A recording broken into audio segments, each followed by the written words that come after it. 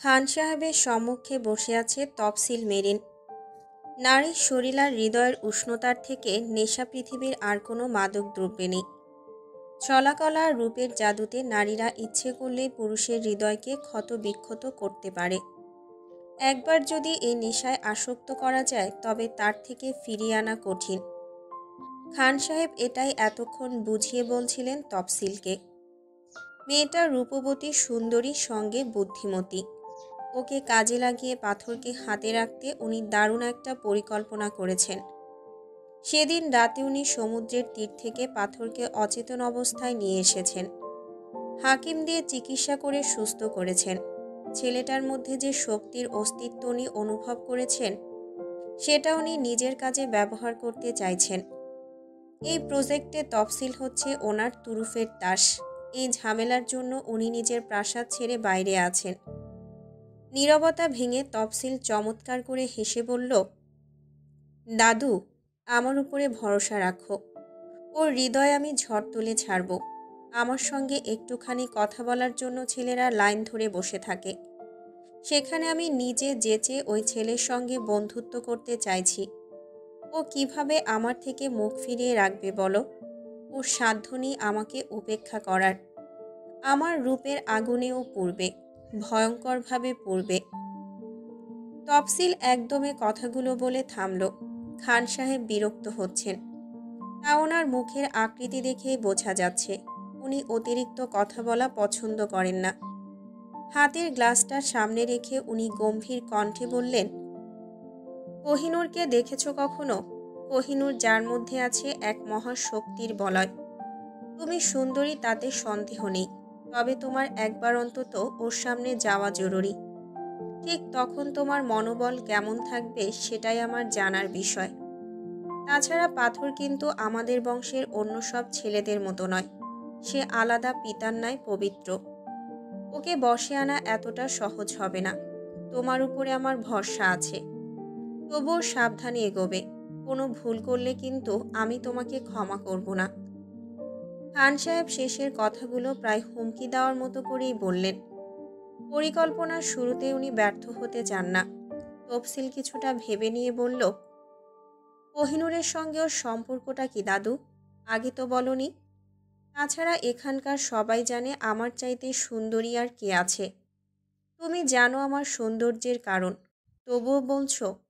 আমার পরিচয় তোমার অজানা নেই। ওই পরিবারের মেয়েদের রূপের তুলনা করার সাহস কেউ রাখে না। তবুও?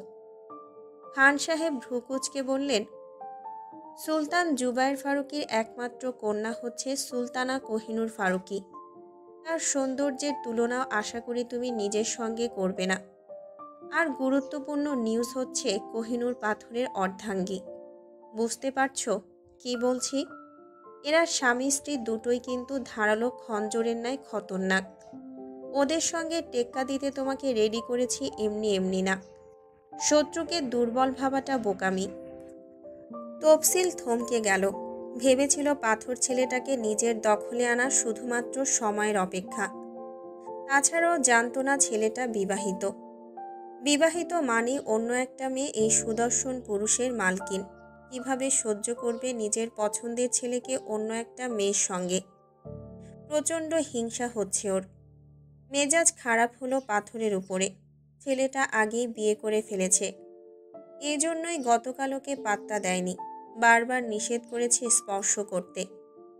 তাছাড়া অনুষ্ঠান শেষের আগেই চুপি চুপি ফিরে গেছে। আজকে নিজের বাড়িতে পর্যন্ত চলে গেল। এভাবে সম্ভব না। তফসিল সিদ্ধান্ত নিল পাথরের বাড়িতে গিয়ে ওর বাবা মায়ের সঙ্গে থাকতে হবে। তাছাড়া সবাইকে রাজি করিয়ে ফেললে নিশ্চয়ই পাথর ওকে মানবে। কোনো পুরুষের সামনে যদি কোনো নারী বারবার আসে তবে তার চরিত্র এলোমেলো হতে সময় লাগে না। কোনো এক সময় মন থেকে মেনে নেবে। নিজের পরিকল্পনাতে নিজেই বাহবা দিল তফসিল। কোহিনূর যেমনই হোক, ও কখনোই পাথরের হৃদয়ে নিজের স্থান করতে পারবে না। কি আছে ওই মেয়ের? রূপ সে তো তফসিলেরও কম নেই। কথাগুলো ভেবে ও মৃদু হেসে দাদুর থেকে বিদায় নিয়ে বেরিয়ে আসলো। আসার সময় বিশেষ রকমের ওষুধ সঙ্গে নিল, যেটা ওর অর্ধেক কাজ অনায়াসে হাসিল করতে সাহায্য করবে। দীর্ঘদিন পর অফিসে এসেছে পাথর। মন মেজাজ ঠিক নেই। নিজের মধ্যে অন্য কিছুর অস্তিত্ব আছে সেটা জানার পর থেকে ভীষণ রকম হীনমন্যতায় ভুগছে। তারপর জুটেছে ভয়ঙ্কর একটা বউ, যার নজর মানুষের কলিজার উপরে। গতকাল যাওয়ার সময় বুকের বাম পাশে আঁচড় কেটে দিয়ে গেছে। নিজের তো যন্ত্রণা কমাবে না, শুধুমাত্র বাড়ানোর তালে থাকে। প্রশ্ন জাগল, আচ্ছা, বউরা কি এমনই হয়? কথাগুলো ভেবেও বেলালকে ডাকল। ছেলেটা এক হাতে অফিসের কাজকর্ম করছে। 1 মিনিটের মাথায় বেলাল ফাইল হাতে ভেতরে প্রবেশ করল। পাথর ওর দিকে তাকিয়ে কিছুক্ষণ ভেবে বলল, বেলাল, বউ নিয়ে 20 লাইনের একটা বক্তব্য দাও তো, শুরু করো। পাথরের কথা শুনে বেলাল চোখ বড় বড় করে ফেলল। ভেবেছিল নতুন প্রজেক্ট নিয়ে কথা বলবে, কিন্তু না। বিয়ে করে স্যারের মাথায় সমস্যা হয়ে গেল নাকি? বেলালকে চুপচাপ দেখে পাথর পুনরায় বলল, দ্রুত বলো, সময় নষ্ট করছো কেন? আমার হাতে সময় নেই। বেলাল ভাঙা গলায় বলল, স্যার, কি বলছেন আপনি? আপনি কি ঠিক আছেন? বউ তো আপনার বাংলাদেশে আছে। আপনি কি ম্যামের কাছে যেতে চাইছেন? মানে ওনাকে মিস করছেন? পাথর বিরক্ত হয়ে ভ্রু কুঁচকে বলল, এত কথা বলো কেন তুমি? চুপচাপ কিছু বলো, নয়তো যাও অন্য কাউকে পাঠাও, যে ভালো বলতে পারবে, যার ভালো অভিজ্ঞতা আছে তাকেই কিন্তু। বেলাল গলা ঝেড়ে বলল, বউ হচ্ছে এমন একটা প্রাণী যার সঙ্গে থাকতে হলে কোনো সামাজিক বা রাষ্ট্রীয় বাধানিষেধের বেড়াজাল থাকে না।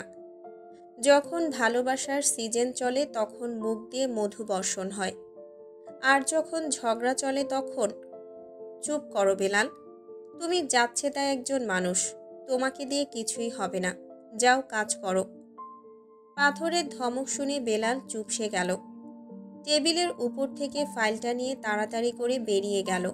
পাথর চোখ বন্ধ করে রাগ নিয়ন্ত্রণ করছে। নিজের বুদ্ধিতে নিজেই বিরক্ত। বেলালটাই বা কি? এতদিন ধরে মনে হচ্ছে জোর করে সংসার করছে, কোনো ভালো অনুভূতিই নেই। বিরক্ত হয়ে ভাবল, কোহিনূরকে নিয়ে ও আর ভাবছে না। মেয়েটা যেমন আছে থাক, ওর কি তাতে? বিয়ে করেছে বলে কি মাথা কিনে নিয়েছে? এবার আঘাত করতে আসলে মজা দেখাবে। কথাটা ভেবেও বুকের উপরে কাটা স্থানে হাত বুলিয়ে চোখ বন্ধ করল। গতকালেরই আঘাতে কি ছিল, ভালোবাসা নাকি নিষ্ঠুরতা? কেন জানি হঠাৎ একরাশ ভালো লাগা ওকে আষ্টেপৃষ্ঠে ঘিরে ধরল। ভালোবাসা সে তো কঠিন তপস্যা, এত সহজে ধরা দিলে সে তো সস্তা হয়ে উঠবে। কথাগুলো ভেবেও কাজে মনোযোগ দিল। ওর বাবা ফিরে এসেছে, উনি বাড়িতে আছেন। পাথর ওনাকে কাজকর্ম করতে নিষেধ করেছে, তবুও টুকটাক বাড়িতে বসে এটা ওটা করে থাকে। সুলতান হাউসে দাঁড়িয়ে আছে জামশেদ। কোহিনূরকে একা রেখে কিছুতেই কাজে মন বসছে না। দাদু আর ড্যাডের জন্যই ওর ফিরে আসা। দুজনে সমানে ফোন করে বিরক্ত করছে।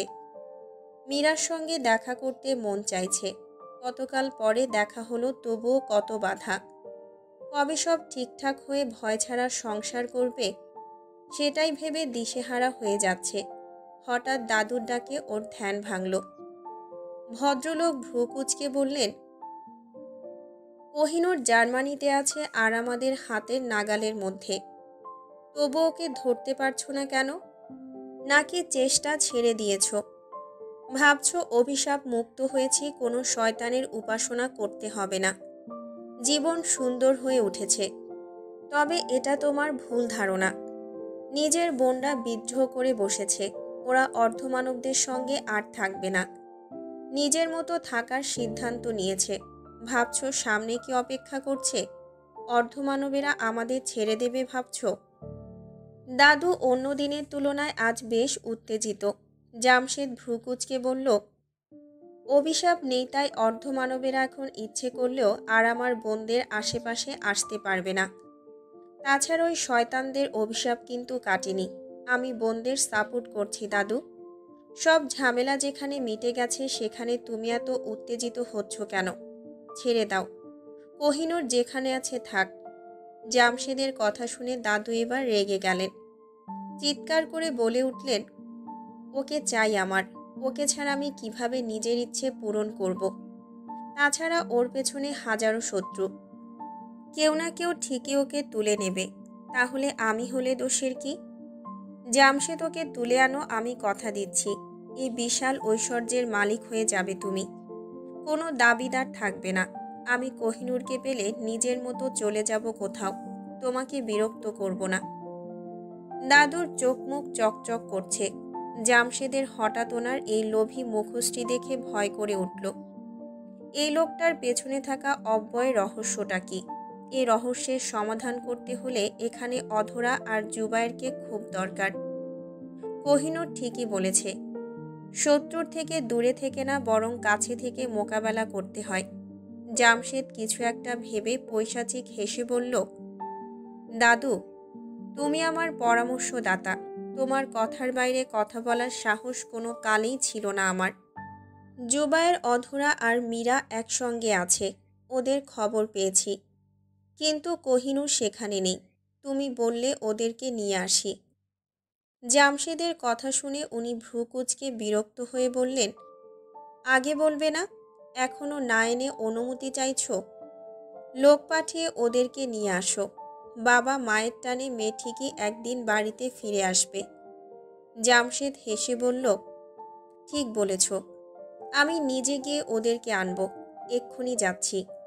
দাদু ওর উপরে ভীষণ খুশি, সেটা ওনার চোখ মুখ দেখেই বোঝা যাচ্ছে। জামশেদ উঠে আসলো। মীরাকে কাছে পাওয়া আর দাদুর 12টা বাজানোর কথা ভেবেই মেজাজ ফুরফুরে হয়ে গেল। অধরাকে ওর ভালো করেই চেনা আছে। একবার কিছু নিয়ে সন্দেহ করলে তার 14 গোষ্ঠীর খবরাখবর বের করে তবেই দম। মেয়েটার এলেম আছে। দাদুর এত শান্তিও সহ্য হচ্ছে না। আজকের মধ্যেই ওদেরকে নিয়ে আসবে। কোহিনূর দূরে আছে, দূরেই থাক। ওর এখন বহু কাজ। সমুদ্রের তীরে দাঁড়িয়ে আছে পাথর। শনশন বাতাস বইছে। হঠাৎ গ্রীষ্মের প্রচণ্ড গরমে জীবন অতিষ্ঠ হয়ে উঠেছিল, তাই রিলিফ পেতে ছুটে এসেছে এখানে। ঢেউ এসে আছড়ে পড়েছে পায়ের পাতার উপরে। মৃদুমন্দ বাতাসে শরীর শীতল হলেও অশান্ত মন কিছুতেই শান্ত হচ্ছে না। রাগ হচ্ছে। সারাদিন অফিসের গাধার খাটুনি শেষে বাড়িতে ফিরে তফসিলকে দেখেই মেজাজ বিগড়ে গেছে। অসুস্থ অবস্থায় এই মেয়েটা ওকে সেবা যত্ন করেছিল, যেটা খান সাহেব ওকে বলেছে, তাই কিছু বলতে পারছে না। মানবতা দেখিয়ে সাহায্য করে এখন প্রতিদান চাইছে। পাথরের ইচ্ছে করছে প্রাণ নিয়ে নিতে, কিন্তু পারবে না। কথাগুলো ভেবে ও চোখ বন্ধ করল। হঠাৎ রিনরিনে মেয়েলি কণ্ঠের কারো ডাক শুনে ওর ধ্যান ভাঙল। চট করে পেছনে তাকিয়ে দেখল তফসিল দাঁড়িয়ে আছে। রাজধানী থেকে এতটা দূরে এই মেয়েটা কিভাবে আসলো এটা ওর মাথায় আসলো না। মেয়েটাকে দেখে বিগড়ানো মেজাজ আরও বিগড়ে গেল। দাঁতে দাঁত চেপে বলল, তুমি? পাথরের প্রশ্ন শুনে তফসিল মিষ্টি করে হাসল। উন্মুক্ত চুলগুলোর কিছুটা সামনের দিকে টেনে নিল। মেয়েটার হাঁটুর নিম্নভাগ দৃশ্যমান টপ যেটা পড়েছে সেটা না পড়লেও কিছু অসুবিধা নেই। পাথর সেদিকে আর তাকালো না। মেয়েটা এমন নোংরা কেন কে জানে। নীরবতা ভেঙে তফসিল বলে উঠল, তুমিও যেখানে আমিও সেখানে। তোমার হৃদয়ের সঙ্গে আমার হৃদয়ের আদান প্রদান শুরু হয়ে গেছে পাথর। আমি তোমার পাথর হৃদয়ের পুষ্পগুচ্ছ হয়ে থাকতে চাই। কেন বোঝো না আমাকে? একবার সুযোগ দাও প্লিজ, খুব ভালোবাসবো। পাথর হতবম্ব এই মেয়ের কথাবার্তা শুনে। বউয়ের যন্ত্রণায় পাগল পাগল অবস্থা, সেখানে এই মেয়ে এসেছে প্রেম ভিক্ষা চাইতে। পাথর চোখ বন্ধ করে বলল, ভিক্ষা চাইছো তফসিল? তোমার যেমন করুণ অবস্থা আমি তো জানতাম না। এতটা নিচে নিজেকে নামিও না, আমার কেমন লজ্জা লাগছে। পাথর জানতো মেয়েটাকে রাগ দেখিয়ে দমন করা সম্ভব না, তাই কৌশলে ঠান্ডা মাথায় অপমান করতেই কথাগুলো বলল। তফসিল ভেতরে ভেতরে রেগে আগুন, তবুও দাদুর কথা ভেবে নিজেকে নিয়ন্ত্রণ করে বলল, ভালোবাসার মানুষের কাছে মান অপমান বলে কিছুই নেই পাথর। আমি তোমাকে মন থেকে চেয়েছি। তুমি যদি ভাবো আমি ভিক্ষা চেয়েছি তবে সেটা ভিক্ষা। তবুও তোমাকে আমার করে চাই। আচ্ছা, কিছুদিন আমার সঙ্গে থাকো। তারপর যদি মনে হয় আমি তোমার অশান্তির কারণ হচ্ছি তবে ছেড়ে দিও। পাথর দাঁতে দাঁত চেপে মেয়েটার বাজে প্রস্তাবটা হজম করল। কতটা নির্লজ্জ হলে এমন প্রস্তাব মেয়ে হয়ে কোনো ছেলেকে দেওয়া যায় পাথর ভাবতে পারছে না। লজ্জা নারীর ভূষণ এই মেয়েটা হয়তো সেটা ভুলেই গেছে। পাথর হিংস্র হয়ে উঠল। ভেতরের পশুসত্তা বেরিয়ে এসে হানা দিতে চাইল। তার আগেই তফসিল হুট করে পাথরকে জড়িয়ে ধরতে গেল, কিন্তু পারল না। ছিটকে গিয়ে দূরে পড়ল। মুহূর্তের মধ্যে এরকম হবে কেউ ভাবতে পারেনি। পাথর বিষয়টা বুঝতে না পেরে ভ্রুকুচকে তাকিয়ে আছে। ঠিক তখনই পাশ থেকে খলখল হাসির ঝংকার ভেসে আসলো। পাথর তাকিয়ে দেখল কোহিনূর দাঁড়িয়ে আছে। মেয়েটার পরনে আজ নীল রঙের গাউন। কোমর অবধি খোলা চুল বাতাসে এলোমেলো হয়ে আছে। কেমন পুতুল পুতুল লাগছে। এই মেয়েটাকে দেখলে বারবার প্রেমে পড়তে মন চায়। কেন যে এমন হয় পাথর নিজেও জানে না। কতবার নিজেকে সাহস করেছে, তবুও আবারও সব ভুলে গেল। পাথরের ধ্যান ভাঙল দূরে তফসিলের চিৎকারের শব্দ শুনে। মেয়েটা ব্যথায় উঠতেই পারছে না। বারবার ওকে ডাকছে। পাথর বিরক্ত হলো, কিন্তু প্রকাশ করল না। ততক্ষণে কোহিনূর হাসি থামিয়ে নিকটে চলে এসেছে। পাথর তফসিলকে তুলতে হাত বাড়িয়ে দেবার আগেই কোহিনূর বলে উঠল, আরে করছেনটা কি? আমি ওকে সাহায্য করছি, আপনি দূরে থাকুন। কোহিনূর এগিয়ে গেল, কিন্তু তফসিল ভ্রুকুচকে হাত গুটিয়ে নিল। সামনে দাঁড়িয়ে থাকা মেয়েটার পরিচয় ওর জানা নেই, তবে কিছুটা অনুমান করেছে। দাদুর কথাটা এবার বুঝতে পারল। এত সুন্দর স্ত্রী রেখে পাথর ওর দিকে কেন চাইবে? কথাটা ভেবেই ওর জিদ চাপল, তাই পাথরের দিকে হাত বাড়িয়ে দিল। কোহিনূর হাসল। ওর মজা লাগলো, তাই মিষ্টি কণ্ঠে বলল, ওকে তুলুন। আরেকবার ঝটকা না খেলে শিক্ষা হচ্ছে না। সাবধান করলাম, তবুও শুনল না। কোহিনূরের কথা শুনে দুজনেই ভয় পেয়ে গেল। তফসিল ঝাঁপ দিয়ে একা একাই উঠে পড়ল। শরীর এখনো ঝিমঝিম করছে। আরেকবার এমন হলে প্রাণ নিয়ে টানাটানি পড়বে। পাথর কোহিনূরের হাত ধরে কিছুটা দূরে টেনে নিয়ে ফিসফিস করে বলল, হেয়ালি করবে না। সোজাসাপটা বলো, ওর সঙ্গে সব তুমি করেছ, তাই না? কোহিনূর ইনোসেন্ট ভাব নিয়ে বলল, আপনি অনুমতি দিয়েছিলেন আর এখন আমাকে দোষারোপ করছেন? অদ্ভুত। কিসের অনুমতি? ওকে ফেলে দিয়েছ তুমি, আবার মিথ্যে বলছো। পাথর রেগে আছে। কোহিনূরের হাতের কবজি ওর হাতের মুঠোয় বন্দি। দুজনেই মুখোমুখি দাঁড়িয়ে আছে। ওর নিঃশ্বাস পড়ছে কোহিনূরের মুখের উপরে। কোহিনূর জ্বালা ধরানোর মতো হাসল। তারপর বলল, আপনি হুকুম দিয়েছিলেন আর আমি নিজের নামটা আপনার হৃদয়ে খোদাই করেছি। যেখানে আমার বসবাস সেখানে আমি বসতি গড়েছি। সেখানে অন্যরা কিভাবে প্রবেশ করতে পারে বলুন? স্পর্শ তো দূরে থাক, কাছে আসাও অপরাধ। আপনি আমাকে চান বা না চান, কিছুই যায় আসে না। হয় আপনি কোহিনূরের সঙ্গে থাকুন, নয়তো সারা জীবন একা থাকুন। এটাই আপনার নিয়তি।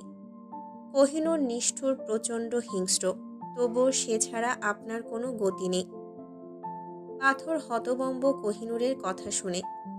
এই মেয়ের মনে এসব ছিল? কি সাংঘাতিক বুদ্ধি! ভেবে ওর শরীর শিউরে উঠছে। পাথর ওকে ছেড়ে দিয়ে ছিটকে আসলো। ভ্রু কুঁচকে বলল, আমি একা থাকাই সুখের মনে করব, তবুও তোমার সঙ্গে থাকবো না। নিষ্ঠুর তুমি। নিরপরাধ মানুষের প্রাণ নিয়ে কিসের সুখ পাও তুমি? সৌন্দর্যের মধ্যে এত নোংরা! ছি! পাথর মুখ ফিরিয়ে নিল। সেটা দেখে কোহিনূর হাসল। প্রমাণ ছাড়া দোষারোপ করছেন। কোহিনূর কিন্তু কাউকেই ছাড় দেয় না। যদি প্রমাণ করতে না পারেন তখন কিন্তু ভয়ঙ্কর শাস্তি পাবেন। একাকিত্বের স্বাদ হাড়ে হাড়ে টের পাবেন। যাই হোক, এখানে কি চলছিল বউয়ের অনুপস্থিতিতে? উনি কি আপনার গার্লফ্রেন্ড? কোহিনূর খোঁচা দিয়ে কথাগুলো বলল। পাথরকে রাগিয়ে দিয়ে আজ যেন বদ্ধপরিকর। তফসিল এসে পাথরের পেছনে দাঁড়িয়েছে। মেয়েটার মাথায় নানা রকম প্রশ্ন ঘুরছে, তবুও কিছু বলা দরকার ভেবে কোহিনূরকে উদ্দেশ্য করে বলল, তোমার সৌন্দর্য ব্যর্থ, পাথর তোমাকে ভালোবাসে না, ঘৃণা করে। কি হবে এত রূপ নিয়ে? তফসিলের কটাক্ষপূর্ণ বাক্যে কোহিনূর খলখল করে হেসে উঠল। দূরে সাইদ ছিল, ওই সে কোহিনূরের সঙ্গে যোগ দিল। মেয়েটা কোনো রকমে হাসি থামিয়ে বলল, মাথা মোটা খান সাহেবের সঙ্গে থেকে থেকে তুমিও ওনার মতো বোকা হয়ে গেছো তফসিল। পোশাকের মতো নিজের বুদ্ধিও আলগা করে রেখেছ। কোহিনূরের সঙ্গে লড়াইয়ে নেমেছ এই বুদ্ধি নিয়ে? কোহিনূরের কথা শুনে তফসিল ভ্রু কুঁচকে ফেলল। এইটুকু একটা মেয়ে কিভাবে ওকে অপমান করল? রাগ হচ্ছে তাই উত্তর না করে সোজা পাথরকে বলল, দেখেছ কেমন বেয়াদব, ওর সঙ্গে তোমার যায় না, চলো এখান থেকে। এতক্ষণ পাথর চুপচাপ ছিল। হঠাৎ তফসিলের কথা শুনে রেগে গিয়ে ধমক দিয়ে বলল, ওকে নিয়ে আর একটাও বাজে শব্দ উচ্চারণ করো, তবে দেখবে কি করি আমি। আমার বউ খারাপ, ওর সঙ্গে থাকা যায় না, সে আমি বুঝব। তোমার কি তাতে? এক্ষুনি চোখের সামনে থেকে দূর হও। পাথরের ধমক শুনে তফসিলের চোখে পানি চলে আসলো। জীবনে প্রথমবার এভাবে অপমানিত হতে হলো। চোখ মুছতে মুছতে মনে মনে দুজনকে আচ্ছা মতো গালি দিয়ে সামনে এগিয়ে যেতে পেছন থেকে কোহিনূর বলে উঠল, খান সাহেবকে বলে দিও কোহিনূরের প্রাণ নিতে হলে আগে প্রাণ দিতে হবে। কোহিনূরের মৃত্যু কোনো শত্রুর অপবিত্র হাতের স্পর্শে হবে না। একজন আছে, সে ছাড়া কারো সাধ্য নেই কোহিনূরের হৃদয়ে খঞ্জর চালানোর। তফসিল পেছনে ফিরল না, চলে গেল। পাথর নির্বাক হয়ে কোহিনূরের দিকে তাকিয়ে আছে। কি বলল মেয়েটা? খান সাহেব ওকে মারতে চায়, কিন্তু কেন? এইটুকু মেয়ের সঙ্গে লোকটার কিসের শত্রুতা? কোহিনূর খারাপ বলে নাকি অন্য কিছু? পাথর কোহিনূরের দিকে তাকিয়ে আছে দেখে কোহিনূর হালকা কেশে বলল, গার্লফ্রেন্ড নিয়ে সমুদ্রের তীরে নাইট ক্লাবে তো খুব ঘুরছেন। বেশি ওড়াউড়ি স্বাস্থ্যের জন্য খারাপ। যাই হোক, আসছি। সাইদ, চলো, ফিরতে হবে। কোহিনূর চলে যেতে চাইল, কিন্তু পারল না। পাথর ওর হাতটা নিজের হাতের মুঠোয় নিয়ে থামিয়ে দিয়ে জিজ্ঞাসা করল, তুমি এখানে কি করছো? বাবা মা জানে তুমি এই ছেলেটার সঙ্গে এভাবে ডানপিটে হয়ে ঘুরে বেড়াও? কোহিনূর কিছু বলতে চাইল, তার আগেই সাইদ বলে উঠল, জনাব, আমি আর কোহিনূর আলাদা ফ্ল্যাটে থাকি, ওনারা আলাদা থাকেন। কোহিনূর ঘাড় ঘুরিয়ে সাইদের দিকে তাকালো। সাইদকোর এমনি অপছন্দ। তারপর কোহিনূরের সঙ্গে একা থাকে জেনে পাথর এবার ক্ষুব্ধ হয়ে উঠল। কোহিনূরের দুই বাহু শক্ত করে ধরে বলল, বাড়িতে চলো। ওই ছেলেটার সঙ্গে তুমি একা একা থাকো? এত সাহস তোমার? শ্বশুর সাহেবের সঙ্গে বোঝাপড়া পরে করব। কোহিনূর বাধা দিয়েও পাথরকে থামাতে পারল না। কোলে তুলে নিয়ে বাতাসের গতিতে ছুটল নিজের বাসার দিকে। কিছু একটা ভেবে কোহিনূর বাঁকা হাসল। একটা রহস্য জানতে ওই বাড়িতে প্রবেশ করাটা খুব জরুরি ছিল। এভাবে হয়ে যাবে ভাবেনি। যেখান থেকে শুরু হয়েছিল কোহিনূরের গল্প, আজ 18 বছর পর আবারও সেখানেই ফিরছে। অধরার জুবায়ের সুলতান ভিলাতে পা রাখতেই পুরাতন দিনের কথাগুলো মনে পড়ে গেল অধরার। কোনো এক ভোররাতে এই বাড়ি থেকে পালিয়ে গিয়েছিল ভালোবাসার মানুষটাকে বিপদের মধ্যে রেখে। আজ আবারও তার হাতে হাত রেখে এখানে আসতে পারবে কখনো ভাবেনি। মনে হচ্ছে সবটা কল্পনা। এই বাড়িটা ঠিক আগের মতোই আছে, কিছুই পরিবর্তন হয়নি। আসবাবপত্র থেকে শুরু করে বাড়ির রং পর্যন্ত ঠিকঠাক। শাশুড়ি মায়ের মুখটা বড্ড মনে পড়ছে। ওনার বলা কথাগুলো আর ওনার দেওয়া ধাঁধার সূত্র ধরে অধরা একসময় কোহিনূরের রহস্য উদ্ঘাটন করতে শুরু করেছিল। সেদিন রাতে কি হয়েছিল সঠিকভাবে জানা যায়নি। ঐশ্বর্যের মায়ের কি হয়েছিল সেটাও জুবায়ের বলেনি। অধরা এক পা দুই পা করে এগিয়ে যেতেই পাশ থেকে জুবায়ের ফিসফিস করে বলে উঠল, এভাবে কি দেখছো? মনে পড়ছে আগের দিনগুলোর কথা? সরি, আমি তোমার অপরাধী। সারা জীবন এটা ভেবে আমি হীনমন্যতায় ভুগব। আমি নিজের স্বার্থে তোমাকে ব্যবহার করেছিলাম। এতগুলো বছর তোমার জীবন থেকে রং কেড়ে নিয়ে নির্জীব করে রেখেছিলাম। তুমি বলো না, আমি কেন তোমাকে কথায় কথায় কোলে তুলে নিই, কাছে কাছে থাকার চেষ্টা করি? তুমি ভাবতে পারো অতিরিক্ত করছি। আসলে আমি চেয়েছি তোমাকে যেই দুঃখটা দিয়েছি তার কিছুটা হলেও কমাতে। আমি ভালো ছিলাম না, তোমার গায়ে হাত পর্যন্ত তুলেছি। সেই তুলনায় আমার ভালোবাসাটা খুবই সামান্য। ভালোবাসা দিয়ে আমার পাপটাকে আড়ালে ঢাকতে চাই, তোমার সুখে আমার সুখ খুঁজে নিতে চাই। জুবায়ের একদমে কথাগুলো বলে থামল। অধরার মেজাজ চরম খারাপ। এই লোকটা ওকে মন থেকে না, শুধুমাত্র নিজের অপরাধ কমানোর জন্যই এসব করছে। কিন্তু অধরা তো এরকম ভেবে ভালোবাসেনি। এখানে সবাইকে ব্যবহার করা হয়েছে, জুবায়ের নিজেও ভুক্তভোগী। তাহলে এই কথাগুলোর মানে কি? তার মানে হচ্ছে জুবায়ের ওকে মন থেকে আজও মানতে পারেনি। ও আজও নিজের গার্লফ্রেন্ড জুহিকেই ভালোবাসে। অধরা দেখেছিল জুবায়েরের পাগলামি, জুহির জন্য কতটা পাগল ছিল। ওকে পাওয়ার জন্য অচেনা একটা মেয়েকে বিয়ে করে নিয়েছিল, নিজের ইচ্ছের বিরুদ্ধে সংসার করেছে। ভালোবাসা না থাকলে বুঝি এমনটা করা যায়? এমনিতেই মন খারাপ ছিল, তারপর জুবায়েরের এই ধরনের কথা শুনে অধরার চোখে পানি চলে আসলো।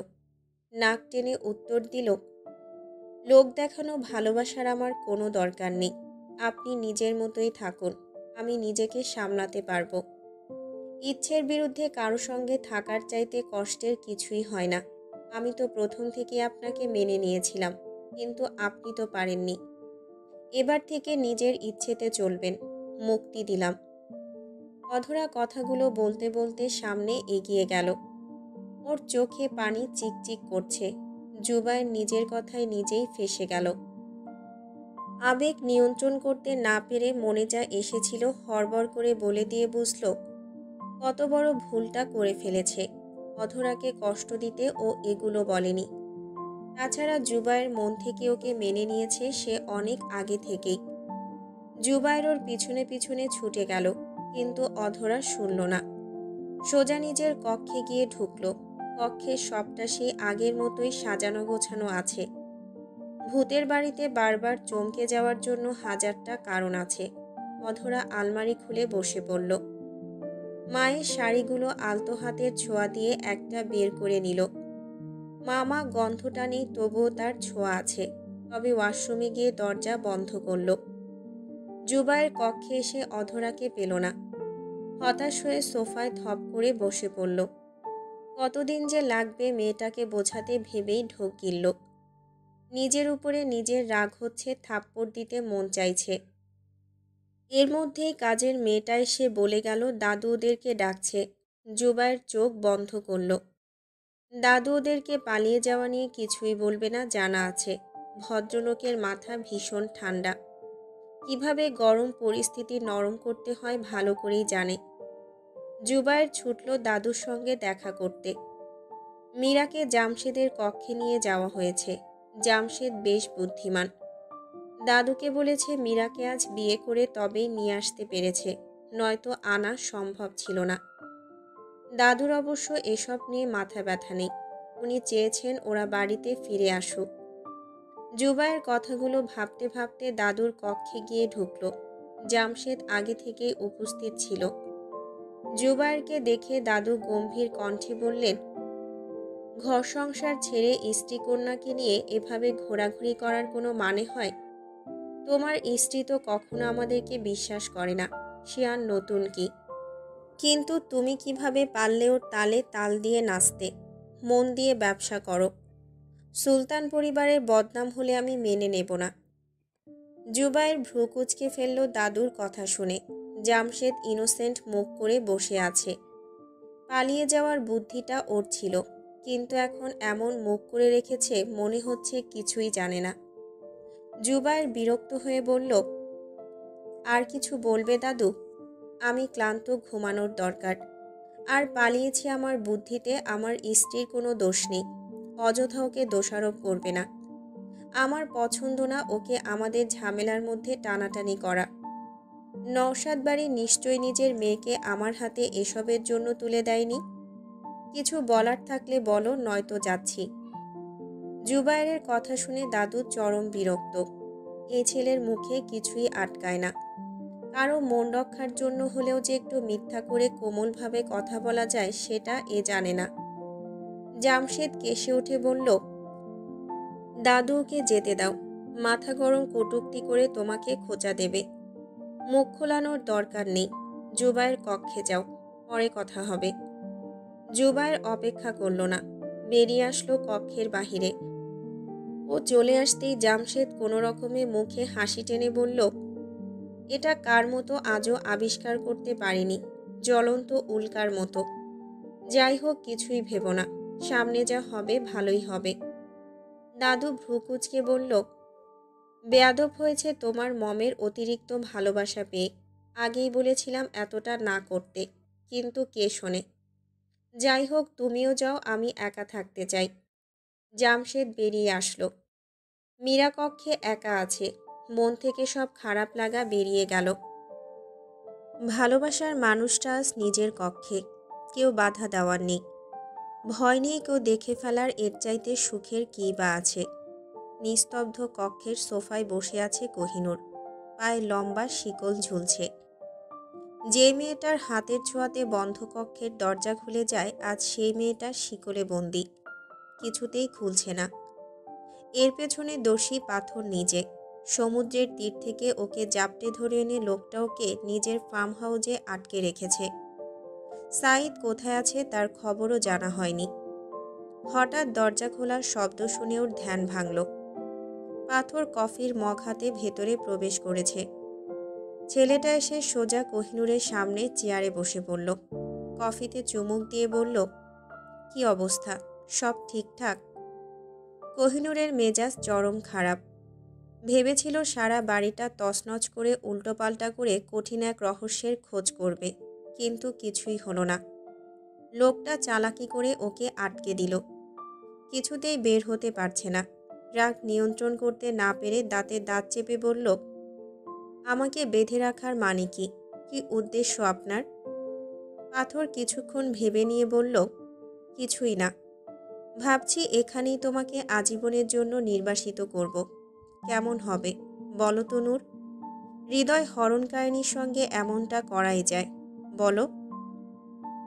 পাথরের কথা শুনে কোহিনূর ভ্রু কুঁচকে ফেলল। যতই রাগ নিয়ন্ত্রণ করতে চাইছে ততই রাগ হচ্ছে। গম্ভীর কণ্ঠে বলে উঠল, কি লাভ আমাকে আটকে রেখে? তাছাড়া কি ভাবছেন আমি যেতে পারবো না? শুধুমাত্র শক্তি ক্ষয় হয় ভেবে এইটুকু যা করছি। আমি চাইছি না শরীর দুর্বল করতে। যেতে দিন, নয়তো ফল ভালো হবে না। কোহিনূর ছটফট করতে লাগলো, কিন্তু পাথরের দৃষ্টি ওর মুখের দিকেই স্থির। ও বিমোহিত মেয়েটার শুভ্র পবিত্র মুখখানার দিকে তাকিয়ে হঠাৎ কিছু একটা ভেবে ওর চোখ দুটো লাল হয়ে উঠল। মুখটা কঠিন করে বলল, আমার হৃদয়ের দখলদারি নেওয়ার সময় ভাবা উচিত ছিল আমি ঠিক কেমন। তুমি নিরীহ মানুষের প্রাণ নিয়ে অপরাধ করেছ নূর। আমি কিছুতেই তোমাকে ছেড়ে রাখবো না। আজীবন তুমি আমার এখানে থাকবে। বাইরে যাওয়ার নাম ভুলে যাও। পাথরের কথা শুনে কোহিনূর চরম বিরক্ত। ইচ্ছে করল হাতের নখ লোকটার গলাতে বসিয়ে দিতে। শিকল নাড়িয়ে মুখটা কঠিন করে বলল, তাহলে আপনার খান সাহেবকে ডেকে ওনার হাতে আমাকে তুলে দিন। নিয়ে নিক আমার প্রাণ। উনি তো চেয়েছেন আমাকে হত্যা করে আমার শক্তি নিয়ে পৃথিবীতে 1000 বছর ধরে বাঁচতে, শয়তানের উপাসনা করতে। এতে আপনার লাভটাও কম হবে না, মৃত্যুর থেকে রক্ষা পাবেন। আমার শক্তি নিয়ে মৃত্যুর পর খান সাহেব আমার শরীরটা তুলে দেবেন নরাধম আধারের হাতে। ওরা আমার পবিত্র শরীরে খারাপ আত্মার প্রবেশ ঘটিয়ে আমাকে কলুষিত করবে। আমার নামে কুৎসা রটবে। সকলে জানবে কোহিনূর হচ্ছে ধ্বংসের নাম, মানব সভ্যতার হুমকির কারণ। নিয়ে আসুন আপনার প্রিয়জনদের। ওরা তো আপনারই বংশ, নিজের পরিবারের লোকজন। আপনি না আমাকে স্ত্রী বলে মেনেছেন, তবে আপনার স্ত্রীর দিকে যখন আপনার জ্ঞাতিভ্রাতা খারাপ নজরে তাকিয়ে থাকবে, ভোগ করবে, সেটা দেখার প্রস্তুতি নিয়ে রাখুন। আমি রাজি আছি। কোহিনূর একদমে কথাগুলো বলে থামল। এরকম রাগ ওর আগে কখনোই হয়নি। জন্ম থেকে আজ অবধি একসঙ্গে এতগুলো কথা বলতে হয়নি। ও থামতেই পাথর ছুটে এসে ওর মুখটা নিজের হাতের মুঠোয় নিয়ে নিল। পাথরের চোখ দুটো রক্তবর্ণ ধারণ করেছে। ও তো এত কিছু ভেবে মেয়েটাকে আটকে রাখিনি, তবে কেন এতটা নোংরা কথা শুনতে হচ্ছে? পাথর চেয়েছিল কোহিনূরের মুখটা শক্ত করে ধরতে, কিন্তু পারল না। হাতের মধ্যে থাকা মুখটা সামান্য ধরতেই মনে হচ্ছে হাওয়ায় মিলিয়ে যাবে। তবুও রাগের মাথায় আঙুল বসিয়ে দিয়ে বলল, তোমার সাহসের সত্যি প্রশংসা করতে হয়। কিভাবে পারলে আমার সামনে এসব বাজে কথা বলতে? হৃদয় কাঁপল না? তুমি ভালো খারাপ যাই হয়ে থাকো সে তো আমারই। বলেছিলাম না যদি বেঁচে থাকি তবে তুমি আমারই হবে? এখন থেকে তুমি শুধুমাত্র আমার একান্ত নিজের। কেউ তোমার ছায়াও মারাতে পারবে না। এই ঘরে আমার মৃত্যু অবধি তুমি বন্দি থাকবে, আমার হয়ে থাকবে। তোমার শরীর মন সবখানে আমার বিচরণ থাকবে। কথাটা ভালোভাবে মাথায় ঢুকিয়ে রাখো। পাথরকে উন্মাদগ্রস্ত মনে হচ্ছে। আগের সরলতার বিন্দু পরিমাণ অস্তিত্ব সেখানে নেই। আছে অর্ধমানবরূপী পাথর, যার হৃদয় সত্যি পাথর দিয়ে তৈরি। কোহিনূর বিচলিত হলো না। আগে থেকেই জানা আছে এমনটা হবে, তাই মৃদু হেসে বলল, এই ঘরে আমাকে বন্দি করে আপনার মৃত্যু পর্যন্ত অপেক্ষা করার সৌভাগ্য আপনি অর্জন করতে পারেননি। আমি আপনার মতো অর্ধমানব নই। আমি মানুষ। আমার যেমন জন্ম হয়েছে তেমনইভাবে মৃত্যু হবে। কিন্তু আপনি অভিশপ্ত। আপনার অভিশাপে আমার মৃত্যু এমনিতেই হবে, ঠিক আপনার মায়ের মতো। বিশাল পৃথিবীতে আমি ছাড়া আপনি বেঁচে থাকবেন সঙ্গী ছাড়া। আমার কিন্তু নিজের মৃত্যু নিয়ে একটু চিন্তা হচ্ছে না, বরং মজা লাগছে। আপনি আমার বিরহের অনলে পড়বেন। আমার মৃত্যুর পরে সৃষ্টিকর্তা ঠিক কোনো না কোনোভাবে তার সৃষ্টি থেকে খারাপ শক্তি ধ্বংস করে ফেলবেন। আমার জন্ম শুধুমাত্র আপনার জন্য হয়নি পাথর, যে আপনি ইচ্ছে করলেই আমাকে এখানে আটকে রাখবেন। আমি ইচ্ছে করলে প্রাণত্যাগ করতেই পারি, আবারও জন্ম হবে আমার।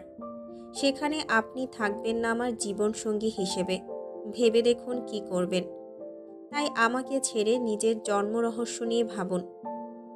পাথর দ্রুত কোহিনূরের মুখটা ছেড়ে দিল। চোখ দুটো ছলছল করে উঠল। বিড়বিড় করে উচ্চারণ করল, আমি অভিশপ্ত। আমার জন্য তোমার মৃত্যু হবে। চাই না এমন জীবন। কে দিল আমার মধ্যে এমন খারাপ শক্তি? আমি মুক্তি চাই, মুক্তি। কোহিনূর এক দৃষ্টিতে পাথরকে দেখছে। লোকটার উপরে কালো শক্তির প্রভাব পড়তে শুরু করেছে। পুরোপুরিভাবে না পড়লেও হালকা প্রভাব তো পড়বেই। অভিশপ্ত জীবন ওর, পূর্বপুরুষের চিহ্ন বহন করছে, এটুকু তো হবেই। কোহিনূর চোখ বন্ধ করে ফেলল।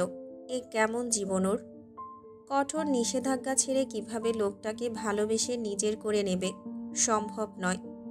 কিছুতেই না হোক সে স্বামী। সৃষ্টির থেকে সত্যি কিছু নেই।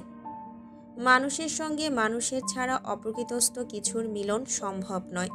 কোহিনূর নিজেকে শক্ত করে বলল, একা থাকতে চাই। এটুকু নিশ্চয়ই আশা করতে পারি। সাইদ বাইরে ঘুরছে। আমার জন্য ওর কিছু হলে নিজেকে ক্ষমা করা কখনোই সম্ভব হবে না। কোহিনূরের কথা শুনে পাথর উত্তর দিল না। চুপচাপ উঠে চলে আসলো বাইরে। মনের উপর দিয়ে ঝড় চলছে। নিজের পরিচয় জানাটা ওর কাছে খুব জরুরি। খান সাহেবের মুখোমুখি হতে হবে। কথাটা ভেবেও বেরিয়ে পড়ল খান ভিলার উদ্দেশ্যে। নিস্তব্ধ কক্ষে বসে আছে অধরা। মন মেজাজ ভালো নেই। জুবায়েরের সঙ্গে কথা বলা বন্ধ। মেয়ের খোঁজ পাচ্ছে না। ফোন করেছিল সাইদ। মিনমিন করে কী সব বলে রেখে দিয়েছে। অধরা জানে ছেলেটা কিছু লুকানোর চেষ্টা করছে। ইচ্ছে করছে মেয়েকে নিয়ে বহুদূরে চলে যেতে। সেখানে সুলতান বা খান পরিবার কারো অস্তিত্ব থাকবে না। জীবনে একটু যদি সুখের মুখ দেখেছে, তবে দুঃখ এসে তার ডাবল হয়ে গেছে। এভাবে আর কতদিন? কিছুক্ষণ আগে জুবায়ের দরজার ওপাশে দাঁড়িয়েছিল। হয়তো ফিরে গেছে। অধরা শাশুড়ির রুমটাতে আছে। কতদিন আসা হয়নি। কথাগুলো ভাবতে ভাবতেও জানালার কাছে গিয়ে দাঁড়ালো। এই রুমের কোনো বেলকনি নেই। আছে বিশাল দুটো জানালা। আনমনে জঙ্গলের দিকে তাকিয়েও ভ্রু কুঁচকে ফেলল। সাদা পাঞ্জাবি পরে কেউ একজন সেদিকে এগিয়ে যাচ্ছে। পেছন থেকে দাদুর মতোই দেখতে। অধরা অপেক্ষা করল না, দ্রুত কক্ষ থেকে বেরিয়ে পড়ল। লম্বা বারান্দা ধরে হাঁটতে হাঁটতে পেছনের সিঁড়ি দিয়ে নেমে দৌড়ে গেল জঙ্গলের দিকে। দাদু বেশি দূরে যেতে পারেনি। অধরা লোকটার পিছু নিল। 1 পা 2 পা করে ওরা গহীন অরণ্যে প্রবেশ করল। আকাশে চাঁদ আছে। গাছের ফাঁক দিয়ে আলো এসে পড়ছে মাটিতে। আবছা আধার। কিছু দূর গিয়ে অধরা থমকে গেল রুমঝুম নূপুরের শব্দে। দূরে একটা গাছের নিচে দাদু থমকে গেছে। নূপুর আর কাচের চুড়ির রুমঝুম ছন্দে মুখরিত অরণ্য। অধরা ভ্রু কুঁচকে আছে। কিছুটা ভয় আর উত্তেজনায় শরীর মৃদু কাঁপুনি দিচ্ছে। অধরার ধ্যান ভাঙল হঠাৎ সাদা পোশাকের এক রমণীর আগমনে। মেয়েটার কোমর অবধি কোঁকড়ানো চুল, পরনে ভারী অলংকার আর লাল পেরে সাদা শাড়ি। দেখে রানীর মতোই লাগছে। মেয়েটা ঝংকার দিয়ে হেসে ছমছম নূপুরের আওয়াজ ফেলে দাদুর নিকটবর্তী হয়ে দাঁড়ালো। তারপর কিছুটা দূরত্ব রেখে বলল, এসেছো প্রিয়? তোমার জন্য আমি উতলা হয়ে আছি। আমাকে পুনরায় ফিরিয়ে নেবে না তুমি? অধরা দাদুর মুখটা দেখতে পারছে না, পেছনের দিকটাই দেখল। উত্তরটাও শুনতে পেল না। হঠাৎ পেছনের দিকে কিছুর আওয়াজ পেয়েও চমকে গিয়ে পেছনে ফিরে আবার সামনে তাকিয়ে হতবাক। সেখানে কেউ নেই। নির্জন অরণ্য। হঠাৎ ওর পা ভারী হয়ে উঠল। মনে হলো কেউ ওকে জাপটে ধরে রক্ত খেয়ে নেবে। অধরাজ মায়ের কালো শাড়িটা পরেছে। আঁচলটা ঘোমটার মতো করে পেছনে দিয়ে আরেক দফায় চমকে উঠল। পেছনে জুবায়ের দাঁড়িয়ে আছে। অধরা বুঝল একে দেখেই দাদু আর সেই মহিলা অদৃশ্য হয়ে গেছে। সব রাগ গিয়ে পড়ল জুবায়েরের উপরে। অধরা গটগট করে জুবায়েরকে পাশ কাটিয়ে চলে আসতে চাইল, কিন্তু হলো না। জুবায়ের ওর হাতটা টেনে ধরে নিজের কাছে নিয়ে এলো। মুখটা করুণ করে কোমল কণ্ঠে বলল, সরি বলছি তো, তবুও ক্ষমা করবে না? কি করলে ক্ষমা করবে বলো, তাই করব। অধরা ওকে ছাড়িয়ে দিয়ে উত্তর দিল, আপাতত নিজের মতো থাকতে চাই। আমাকে ফলো করা বন্ধ করুন। এইটুকু করলেই কৃতজ্ঞ থাকব। কথাটা বলেও পা বাড়ালো। জুবায়ের চোখ বন্ধ করে নিজেকে গালি দিল। নিজের মৃত্যু কামনা করল। এমন ভয়ঙ্কর শাস্তির চাইতে মৃত্যু অনেক ভালো। তারপর অধরা একা ভেবে ওর পিছু নিল। পেছনে পড়ে থাকলো 1000 বছরের রহস্যের পাতা। খান সাহেবের সামনে দাঁড়িয়ে আছে পাথর, চোখে হাজারো প্রশ্ন। কিন্তু খান সাহেব খুবই স্বাভাবিক, হয়তো জানতো এরকমটা হবে। নীরবতা কাটিয়ে পাথর প্রশ্ন করল, আমার পরিচয় কি আপনি জানেন? কি কি জানেন বিস্তারিত বলুন প্লিজ। খান সাহেব পাথরের কাঁধে হাত রেখে বলল, সম্পর্কে আমি তোমার দাদু। কথাটা বিশ্বাস হয় তোমার? যদিও আমার ছেলে আর বৌমা জীবিত নেই, আমি তো জানতাম না তোমার কথা। যখন তোমার মধ্যে আমাদের বংশের চিহ্ন দেখলাম তখন বুঝলাম তুমি আর কেউ না, আমারই রক্ত। সেদিন ওই নিষ্ঠুর মেয়েটা তোমাকে মেরে ফেলতে চেয়েছিল, কিন্তু আমি তোমাকে কিভাবে মরতে দিতে পারি? ও যে আমাদের শত্রু। ওর জন্য তোমার চাচ্চুরাজ পরিবার ছাড়া হতে চলেছে। আমাদের উপরে এক অভিশাপের জন্য আমরা নারীদের এড়িয়ে চলি। আমরা পবিত্র, কিন্তু ওই মেয়ে আমাদের কলুষিত করতে চাইছে, ধ্বংস করতে চাইছে আমাদের। তুমি ওকে আমার হাতে তুলে দাও পাথর। খান সাহেব পাথরকে নিজের মতো বুঝিয়ে দিল। পাথর সেসব শুনল কিনা বোঝা গেল না, তবে বিড়বিড় করে বলল, ও আমার স্ত্রী দাদু, আমার বেঁচে থাকার কারণ। ওকে আগলে রাখার শপথ নিয়েছি। ওর জন্য দরকার হলে নিজের অভিশপ্ত জীবনে মুক্তির পথ খুঁজব। পাথরের কথা শুনে দাদু চমকে গেলেন। খান বংশের ধ্বংস কি তবে এসে গেল? উনি দ্রুত কণ্ঠে বললেন, কোহিনূরের মৃত্যুতেই হবে তোমার আমার মুক্তি, তাছাড়া আর কোনো উপায় নেই। ওকে মেরে তবে মুক্তির পথে এগিয়ে যাও। পাথর হাতের মুঠো শক্ত করে উত্তর দিল, চাই না মুক্তি, এভাবেই চলুক, আমি আসছি। মনে হচ্ছে আপনি কিছু লুকিয়ে গেলেন, তবে চিন্তা নেই, আমি ঠিক জেনে নেব। পাথর উত্তরের অপেক্ষা করল না, বেরিয়ে আসলো। পথিমধ্যে আধারের সঙ্গে দেখা হলো, তবে কথা হলো না। আধার ওকে তীক্ষ্ণ নজরে দেখল। এই ছেলেটার নামেও হাজারটা রিপোর্ট শুনেছে। পাথর ঘৃণাতে মুখ ঘুরিয়ে নিল। কোহিনূরের দিকে নজর দিয়েছে ভেবেই ইচ্ছে হলো খুন করতে, কিন্তু পারল না। নিজেকে নিয়ন্ত্রণ করে ফার্ম হাউসে ফিরে আসলো। কোহিনূরের খাবার নিয়ে উপরে গিয়েও হতভম্ব হয়ে গেল। রক্তাক্ত অবস্থায় মেয়েটা পড়ে আছে ফ্লোরে, পেটে ধারালো খঞ্জর বিঁধে আছে। পাথরের হাত থেকে থালাটা ঝনঝন করে মেঝেতে পড়ে গেল। কি করবে দিশেহারা অবস্থা। যার শরীরে ফুলের টোকা দিতেও মায়া হয়, আজ তার শরীরে খঞ্জর বিঁধে আছে। এমন নিষ্ঠুর কাজ কে করতে পারে? সাদা টাইলসের উপরে ছোটখাটো একটা রক্তের স্রোত বয়ে চলেছে দরজার দিকে। পাথরের হাতের খাবারগুলো পাশে পড়ে আছে।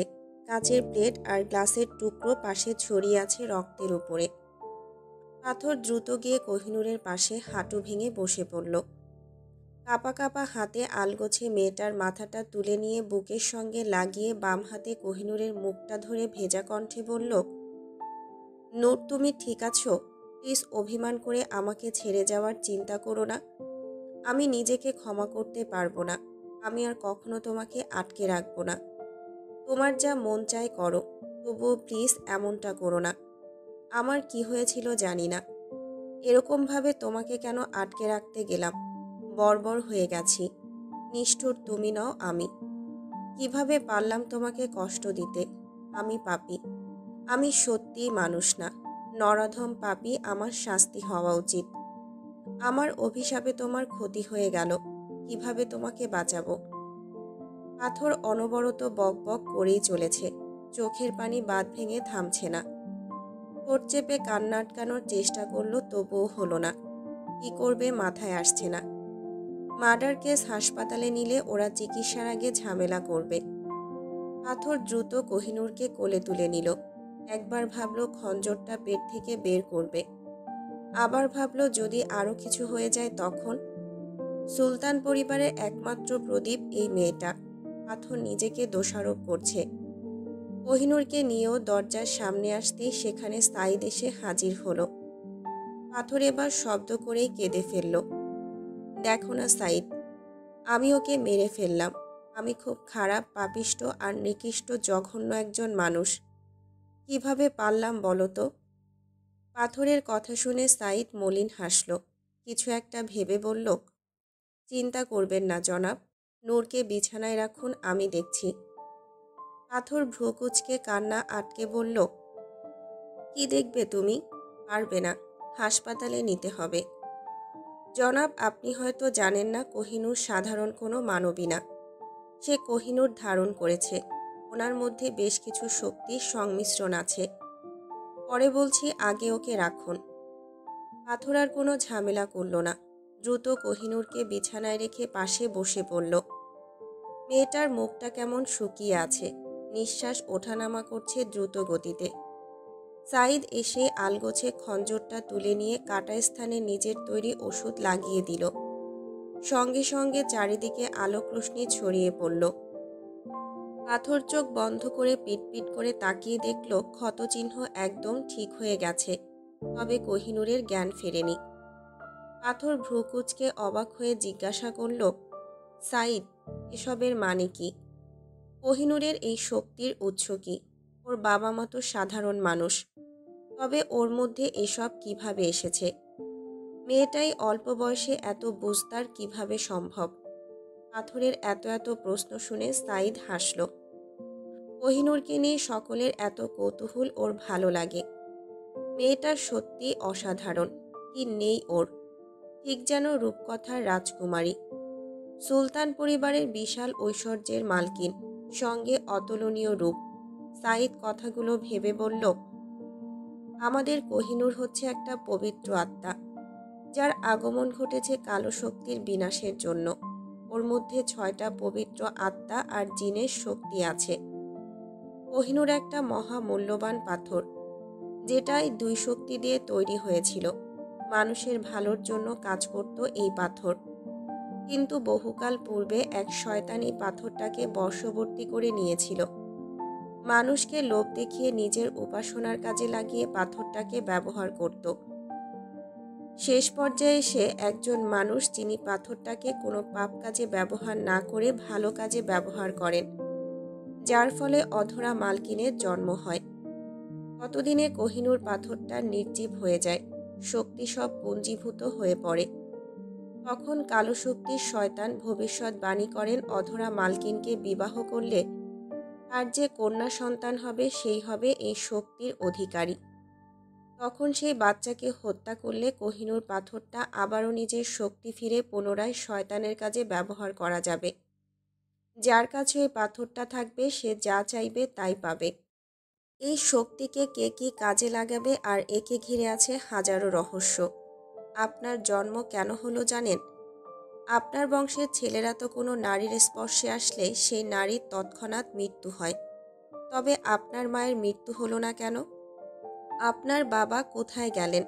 তারপর ধরুন আপনার বংশে কোনো মেয়ে নেই, তবে তফসিল মেরিনকে। এবং আপনি আপনার জ্ঞাতিদের ন্যায় নারী আসক্ত নন কেন? খোঁজ করুন। আপনার বংশের এই অভিশাপ কিভাবে এসেছে, কার জন্য এসেছে, এসব তো এখনও ধোঁয়াশা। নিজের পরিবারের এত এত ঝামেলা রেখে আপনি নূরকে এভাবে বন্দি করেছেন। মেয়েটাকে বাঁচতে দিন প্লিজ। একবার যদি ও কারো বশে চলে যায় তবে খারাপ হবে। বুঝতে পারছেন কি বলেছি? সাইদ সংক্ষেপে সব ঘটনা বলতে না পারলেও কিছুটা বুঝিয়ে বলল। পাথর চুপচাপ বসে আছে, কিছু একটা ভাবছে। সাইদ ওর মুখের দিকে তাকিয়ে আছে। ছেলেটার জন্য ওর মায়া হচ্ছে। কোহিনূর ছোট থেকেই নিজের শক্তি সম্পর্কে অবগত আছে, কিন্তু এই ছেলেটা মোটেও তেমন ছিল না। খুব সাধারণভাবে জীবনযাপন করেছে। তার মধ্যে হঠাৎ জেনেছেও মানুষ না, আবার পুরোপুরি অন্য কিছুও না, অর্ধমানব। নিজেকে মানিয়ে নিতে কষ্ট হবে স্বাভাবিক। নীরবতা ভেঙে পাথর বিড়বিড় করে বলল, তুমি এইটুকু বলো, আমি কি কোহিনূরের জন্য ক্ষতিকর? আমার অভিশপ্ত জীবন কোনোভাবেই কি ওর ক্ষতির কারণ হবে? আমার পাপিষ্ঠ হাতের ছোঁয়া পেয়ে ও কি ঝরে যাবে? আমি খারাপ সাইদ? সাইদ কি বলবে বুঝতে পারল না। তাছাড়া সবটা ওর জানা নেই। কিছু ঘটনা জেনেছে কোহিনূরের থেকে, আর কিছু নিজেই সন্ধান করেছে। তবে যার শুরু আছে তার অন্ত যেমনই থাকুক তেমনইভাবে রোগ থাকলে নিরাময়ের উপায় নিশ্চয়ই থাকবে। সাইদ মিনমিনে কণ্ঠে বলল, জনাব, আমি খুব বেশি কিছু জানি না আপনার বিষয়ে। যেটুকু জেনেছি বলেছি, বাকিটা আপনি নিজেই খুঁজে নিন। নয়তো নূরকে সুস্থ হতে দিন, সে নিজে সব জেনে নেবে। আপনাকে কোনো না কোনোভাবে সে অভিশাপ মুক্ত করবে। ভরসা রাখুন আর বিশ্বাস করুন। পাথর উত্তর করল না।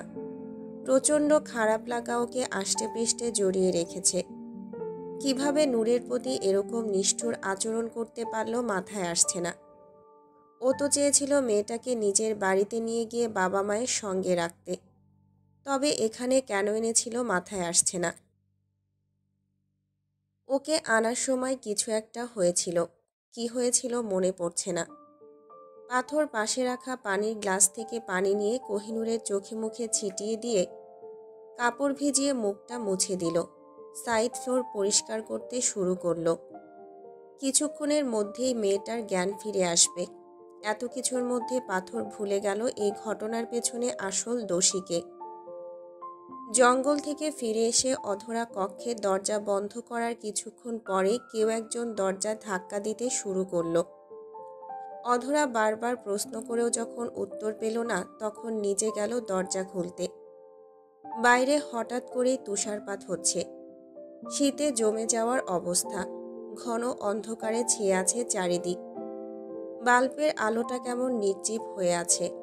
অধরা দরজা খুলে উকি দিতে জুবায়ের ওকে টেনে নিল বাইরে। তারপর টুপ করে কোলে তুলে নিয়ে হাঁটা ধরল নিজের কক্ষের দিকে। অনেক সহ্য করেছে, আর পারছে না। বিরহের চাইতে মৃত্যু ভালো। এভাবে থাকা ওর পক্ষে সম্ভব না। অধরা ওর অভ্যেসের নাম। সকালে যার মুখ দেখে দিন শুরু হয় আর রাতে যার মুখ দেখে স্বপ্নের দুনিয়ায় প্রবেশ ঘটে। সে ছাড়া জীবন অর্থহীন। কিভাবেই সীমাহীন সুখ থেকে নিজেকে আটকে রাখবে, কখনো পারবে না। ভালোবাসার চাদরে না হলে ক্ষমতার দৈহিক বল দিয়ে বাধা দেবে বলে জুবায়ের আজ প্রতিজ্ঞাবদ্ধ। অধরা বাধা দিতে চাইছে কিন্তু শক্তির কাছে ব্যর্থ। জুবায়ের ওকে জাপটে ধরে রেখেছে, ছাড়ার কোনো নাম নেই। একেবারে কক্ষে ফিরে ওকে বিছানায় ফেলে দিয়ে জুবায়ের দরজা লক করে পেছনে ফিরল। অধরার চোখে আগুন জ্বলছে। জুবায়ের সে আগুনে খানিকটা পেট্রোল দেওয়ার মতো চওড়া হাসি দিয়ে বলল, বউ হচ্ছে ঘুমের মেডিসিনের ন্যায় শক্তিশালী একটা মাদক দ্রব্যের নাম। ঘুম হচ্ছে না, প্লিজ রাগ করো না। পাক্কা প্রমিস তোমাকে বিরক্ত করব না। কাছে থাকো, এতেই শান্তি শান্তি অনুভব হয়। বোঝো না কেন? বয়স হয়েছে, দুদিন পরে তো মরেই যাব। তোমার থেকে বয়সে একে তো আমি বেশ বড়। তোমার আগে আমি মরব। তখন যতটা পারো একা থেকো, আমি বাধা দিতে আসবো না, কিন্তু এখন না। আচ্ছা, দোয়া করো যেন আমি খুব তাড়াতাড়ি মারা যাই, এই ধরো আজকের মধ্যেই। তাহলে তুমি ফ্রি হয়ে যাবে, বলো, তাই না? জুবায়ের জানতো এমনই হবে। মেয়েদের মন বাইরে থেকে যতই কঠিন হোক, স্বামী সন্তানের খারাপ কিছু শুনলে সে দুর্বল হবেই। সেটাই হলো। অধরা মুখ ঢেকে ফুঁপিয়ে উঠল। জুবায়ের দ্রুত গিয়ে ওকে নিজের বুকের সঙ্গে জড়িয়ে নিয়ে বলল, খুব সরি, আর কিছুই বলবো না, প্লিজ কেঁদো না। আমি তোমাকে কষ্ট দিতে কিছু বলিনি, বিশ্বাস করো। আগেকার পচা পচা কথাগুলো আর কখনো বলবো না। আমার মনে শুধুমাত্র তোমার বসবাস। জুহি আমার মোহ ছিল, অল্প বয়সের ভীমরতি বলতে পারো। প্লিজ ক্ষমা করো। জীবনে আর সেসব কথা তুলব না। অধরার ঠোঁট চেপে ধরে কান্না আটকে জড়ানো কণ্ঠে বলল, আপনি ভীষণ খারাপ মানুষ, শুধু আমাকে কষ্ট দেওয়ার তালে থাকেন। একটুও ক্ষমা করব না আপনাকে। কিভাবে পারলেন বলতে? আপনি শুধুমাত্র নিজের পাপবোধ থেকে বাঁচতে আমাকে মেনে নিয়েছেন। কিভাবে পারলেন? জুবায়ের ওর মুখটা নিজের হাতের মুঠোয় নিয়ে কপালে চুমু দিয়ে বলল, আমার মুখের কথাই কি সব? আমার বুকে এতটা দিন ঘুমিয়ে কাটালে একটু বুঝতে পারোনি কতটা চাই তোমাকে? সামান্য দূরত্বেও আমার দম বন্ধ লাগে। তবে আর কিভাবে প্রমাণ করব যে আমি তোমাকে মন থেকে মেনেছি? প্লিজ বিশ্বাস করো। জুবায়েরের মুখটা মলিন হয়ে উঠেছে। না চাইতেও মেয়েটাকে কষ্ট দিয়েছে, অপরাধী লাগছে নিজেকে। কথাটা ভেবে ও দীর্ঘ নিঃশ্বাস ফেলল। অধরা ফুঁপিয়ে উঠে বলল, আপনাকে অবিশ্বাস করিনি, তবে আমি কষ্ট পেয়েছি। আপনারা বুঝবেন না একজন স্ত্রীর কাছে এটা কতটা লজ্জার, যে স্বামী তাকে মন থেকে মানতে পারেনি। কষ্ট কিছুতেই আমার পিছু ছাড়ে না, মৃত্যু ছাড়া হয়তো ছাড়বেও না। অধরার কথা শুনে জুবায়ের ওকে বুকের সঙ্গে শক্ত করে জড়িয়ে নিয়ে বলল, আজে বাজে কথা বলবে না। এসব কি ধরনের কথা শুনি? আমি আছি তো, কিছুই হবে না। আগলে রাখবো তোমাকে আর আমাদের মেয়েটাকে। আচ্ছা বলো তো, জঙ্গলের ওদিকে কেন গিয়েছিলে? আমি ভয় পেয়ে গিয়েছিলাম। অধরা নাক টেনে জুবায়েরের পিঠে আঁকিবুকি করতে করতে উত্তর দিল, আপনার দাদু বুড়ো বয়সে কোনো পেত্নীর সঙ্গে প্রেম করছে। হাতে নাতে ধরতে চেয়েছিলাম, কিন্তু আপনার জন্য হলো না। স্টোর রুমে নিয়ে যাবেন একবার? জুবায়ের কিছুক্ষণ ভেবে অধরাকে ছেড়ে দিল। ওর মুখের উপরে আছড়ে পড়া চুলগুলো কানের পিঠে গুজে দিয়ে বলল, আজকের দিনটা বিশ্রাম করো, চাবির খোঁজ করে তোমাকে নিয়ে যাব। রাত প্রায় শেষ হতে চলেছে। সারাদিন তোমার চিন্তায় আমি পাগল হয়ে যাচ্ছিলাম। আগামীকাল ঐশ্বর্য ফিরছে। আদির সঙ্গে ঝামেলা কমছে না মেয়েটার, বরং বাড়তেই আছে। সবটা আগামীকাল থেকে শুরু করব। এখন ঘুমাও অধরা। অধরার কথার কোনো উত্তর দিল না। কম্বল টেনে নিয়ে শুয়ে পড়ল। মুখে মুখে ক্ষমা করলেও এটা নিয়ে জুবায়েরকেও ঠিকই খোঁচাবে। বুঝাবে বউয়ের সঙ্গে বেফাঁস কথাবার্তা বললে কি কি হয়। তফসিল মেরিনকে নিয়ে বসে আছে আমির তালুকদার। ওনার মিসেস আর একমাত্র মেয়েটাও পাশে আছে। তফসিলের পাশে বড় একটা লাগেজ পড়ে আছে। মেয়েটা চোখের পানি মুছে নিয়ে বলল, আঙ্কেল, আমি খুব বিপদে পড়েছি। আসলে রাজধানীতে আমার চেনা জানা কেউ নেই, একমাত্র পাথর ছাড়া। এখানের একটা অফিসে আমার চাকরি হয়েছে। মাসখানেক পর কোম্পানি থেকে আমার থাকার ব্যবস্থা করা হবে। ততদিন আমি কোথায় যাব বলুন? তাছাড়া বাইরের খাবার আমার সহ্য হয় না। অসুস্থ শরীর। আমাকে কিছুদিন থাকতে দেবেন প্লিজ। আমির তালুকদার অমায়িক হাসলেন। এই মেয়েটার জন্য পাথর জীবন ফিরে পেয়েছে। কথাটা উনি স্ত্রীর থেকে শুনেছেন। সেই মেয়েটার বিপদে পাশে থাকতে পেরে উনি খুশি। তাছাড়া মেয়েটার মধ্যে কেমন মায়া মায়া ভাব আছে। আগে দেখা হলে ঠিকই ছেলের জন্য প্রস্তাব দিতেন। লোভে অন্ধ হয়ে সুলতান পরিবারের সঙ্গে সম্পর্ক জড়িয়ে কী লাভ হলো? কিছুই হলো না। খোঁজ পর্যন্ত রাখে না। তাছাড়া সুলতানরা কারো পরোয়া করে না, নিজেদের মতোই চলে। কথাগুলো ভেবে উনি আফসোস করলেন। লোকে বলে চোর গেলে বুদ্ধি খোলে, তাই হয়েছে। নীরবতা ভেঙে উনি বলে উঠলেন, তোমার যতদিন ইচ্ছে এখানে থাকতে পারো, সমস্যা হবে না। তোমার আন্টি আছেন, তোমার দেখাশোনা উনি করবেন। তফসিল মনে মনে লাফিয়ে উঠল। এই সুযোগের অপেক্ষায় ছিল এতক্ষণ, তাই তো নিজের পোশাক পরিচ্ছদ আর লোক পরিবর্তন করে নিয়েছে। মার্জিত পোশাকে যদিও খারাপ লাগছে না, তবে অভ্যেস নেই, তাই কেমন অস্বস্তি লাগছে। কিছু পেতে হলে কিছু ছাড়তে হয়। হঠাৎ পাশ থেকে মিসেস তালুকদারের কথা শুনে ওর ধ্যান ভাঙল। এখানে থাকলে তোমার পরিবারের লোকজন কিছু বলবে না? তোমার বাবা মা কি করেন? আমি এতিম। দাদু, চাচি আম্মা আর ভাইয়া আছেন, বাবা মা নেই। তাছাড়া পাথরকে সবাই চেনে, ওকে বিশ্বাস করে। ছেলেটা এত ভালো, কি বলবো। দাদু তো বলেছেন, এত ভালো ছেলে সে তো এমনি এমনি হয়নি। নিশ্চয়ই তার বাবা মা খুব ভালো, ছেলেকে যত্ন নিয়ে মানুষ করেছেন। তফসিলের কথায় তালুকদার সাহেব খুশিতে আটখানা। আর কোনো প্রশ্নই করলেন না। মেয়েকে দিয়ে সোজা ওকে কক্ষে পাঠিয়ে দিলেন। আপেলে কামড় লাগিয়ে পিটপিট করে চোখের পলক ফেলে হেসে উঠল কোহিনূর। সাইদের মেজাজ চরম খারাপ। এই প্রথমবার ও কোহিনূরের উপরে বিরক্ত। পাথর ডাইনিং রুমে বেলালের সঙ্গে বসে আছে, মিটিং করছে। আজ অফিসে যাবে না, তাই সব কিছু ফার্ম হাউসেই নিয়ে এসেছে। কোহিনূরকে একা রাখাটা বিপদের। বেলাল সবটা জানে না, শুধুমাত্র জানে হঠাৎ স্যারের মাথার তার ছিঁড়ে গেছে, উল্টোপাল্টা আচরণ করছে। ফার্ম হাউসে বসে অফিসের কাজকর্ম করতে হচ্ছে, এটাই তার উদাহরণ। পাথর মনোযোগ দিয়ে ল্যাপটপে ফাইল তৈরি করছে। বেলাল বলে উঠল, স্যার, অবস্থা খারাপ হলে বলুন, ডাক্তার ডাকি। শহরে বেস্ট ডাক্তারকে ডাকবো, প্রমিস করছি। প্লিজ স্যার, এভাবে থাকবেন না। বেলালের কথা শুনে পাথর ভ্রু কুঁচকে বলল, ফাজলামো করছো কেন বেলাল? দেখছো কাজ করছি, সেটাকে তুমি এলোমেলো করার তালে আছো। ঘরে অসুস্থ বউ রেখে কিভাবে মন স্থির করে আছি সেটা শুধুমাত্র আমি জানি। বেলালের চোখ কপালে।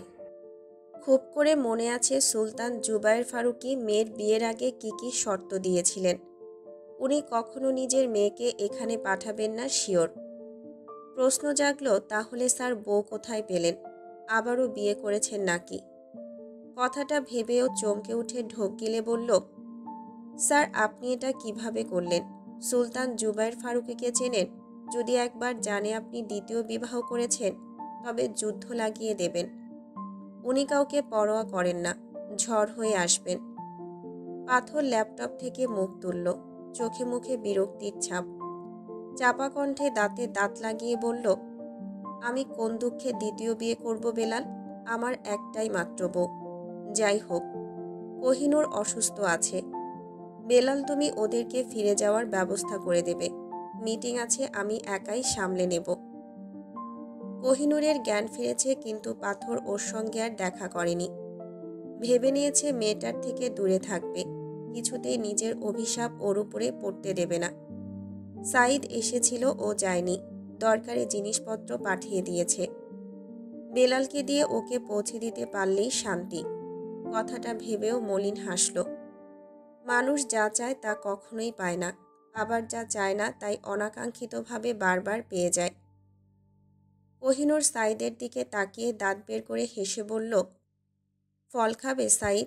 খুবই সুস্বাদু, খেতে পারো, হাড্ডির মতো শক্ত না। সাইদ ওর কথার কোনো উত্তর দিল না। মুখ ফিরিয়ে নিয়ে বলল, আমরা আজ ফিরে যাচ্ছি নূর। কত কিছু জানার ছিল। জনাব আমাদের যাওয়ার ব্যবস্থা করে ফেলেছেন। তফসিল ওনার বাড়িতে উঠেছেন। পরিকল্পনার প্রথম ধাপে পৌঁছে গেছেন খান সাহেব। সাইদের কথা শুনে কোহিনূর হাসল। চোখ বন্ধ করে বলল, করতে দাও সাইদ। কোহিনূর কাউকে ছাড়বে না, কাউকে না। চলো যাওয়া যাক। কোহিনূর উত্তরের কোনো আশা করল না। কক্ষ থেকে বেরিয়ে আসলো। বাইরে পাথর বসে আছে। ও সোজাসাপটা গিয়ে বলল, আপনি শিওর আমাদেরকে আপনার বাড়িতে নেবেন না? পাথর মুখ তুলল না।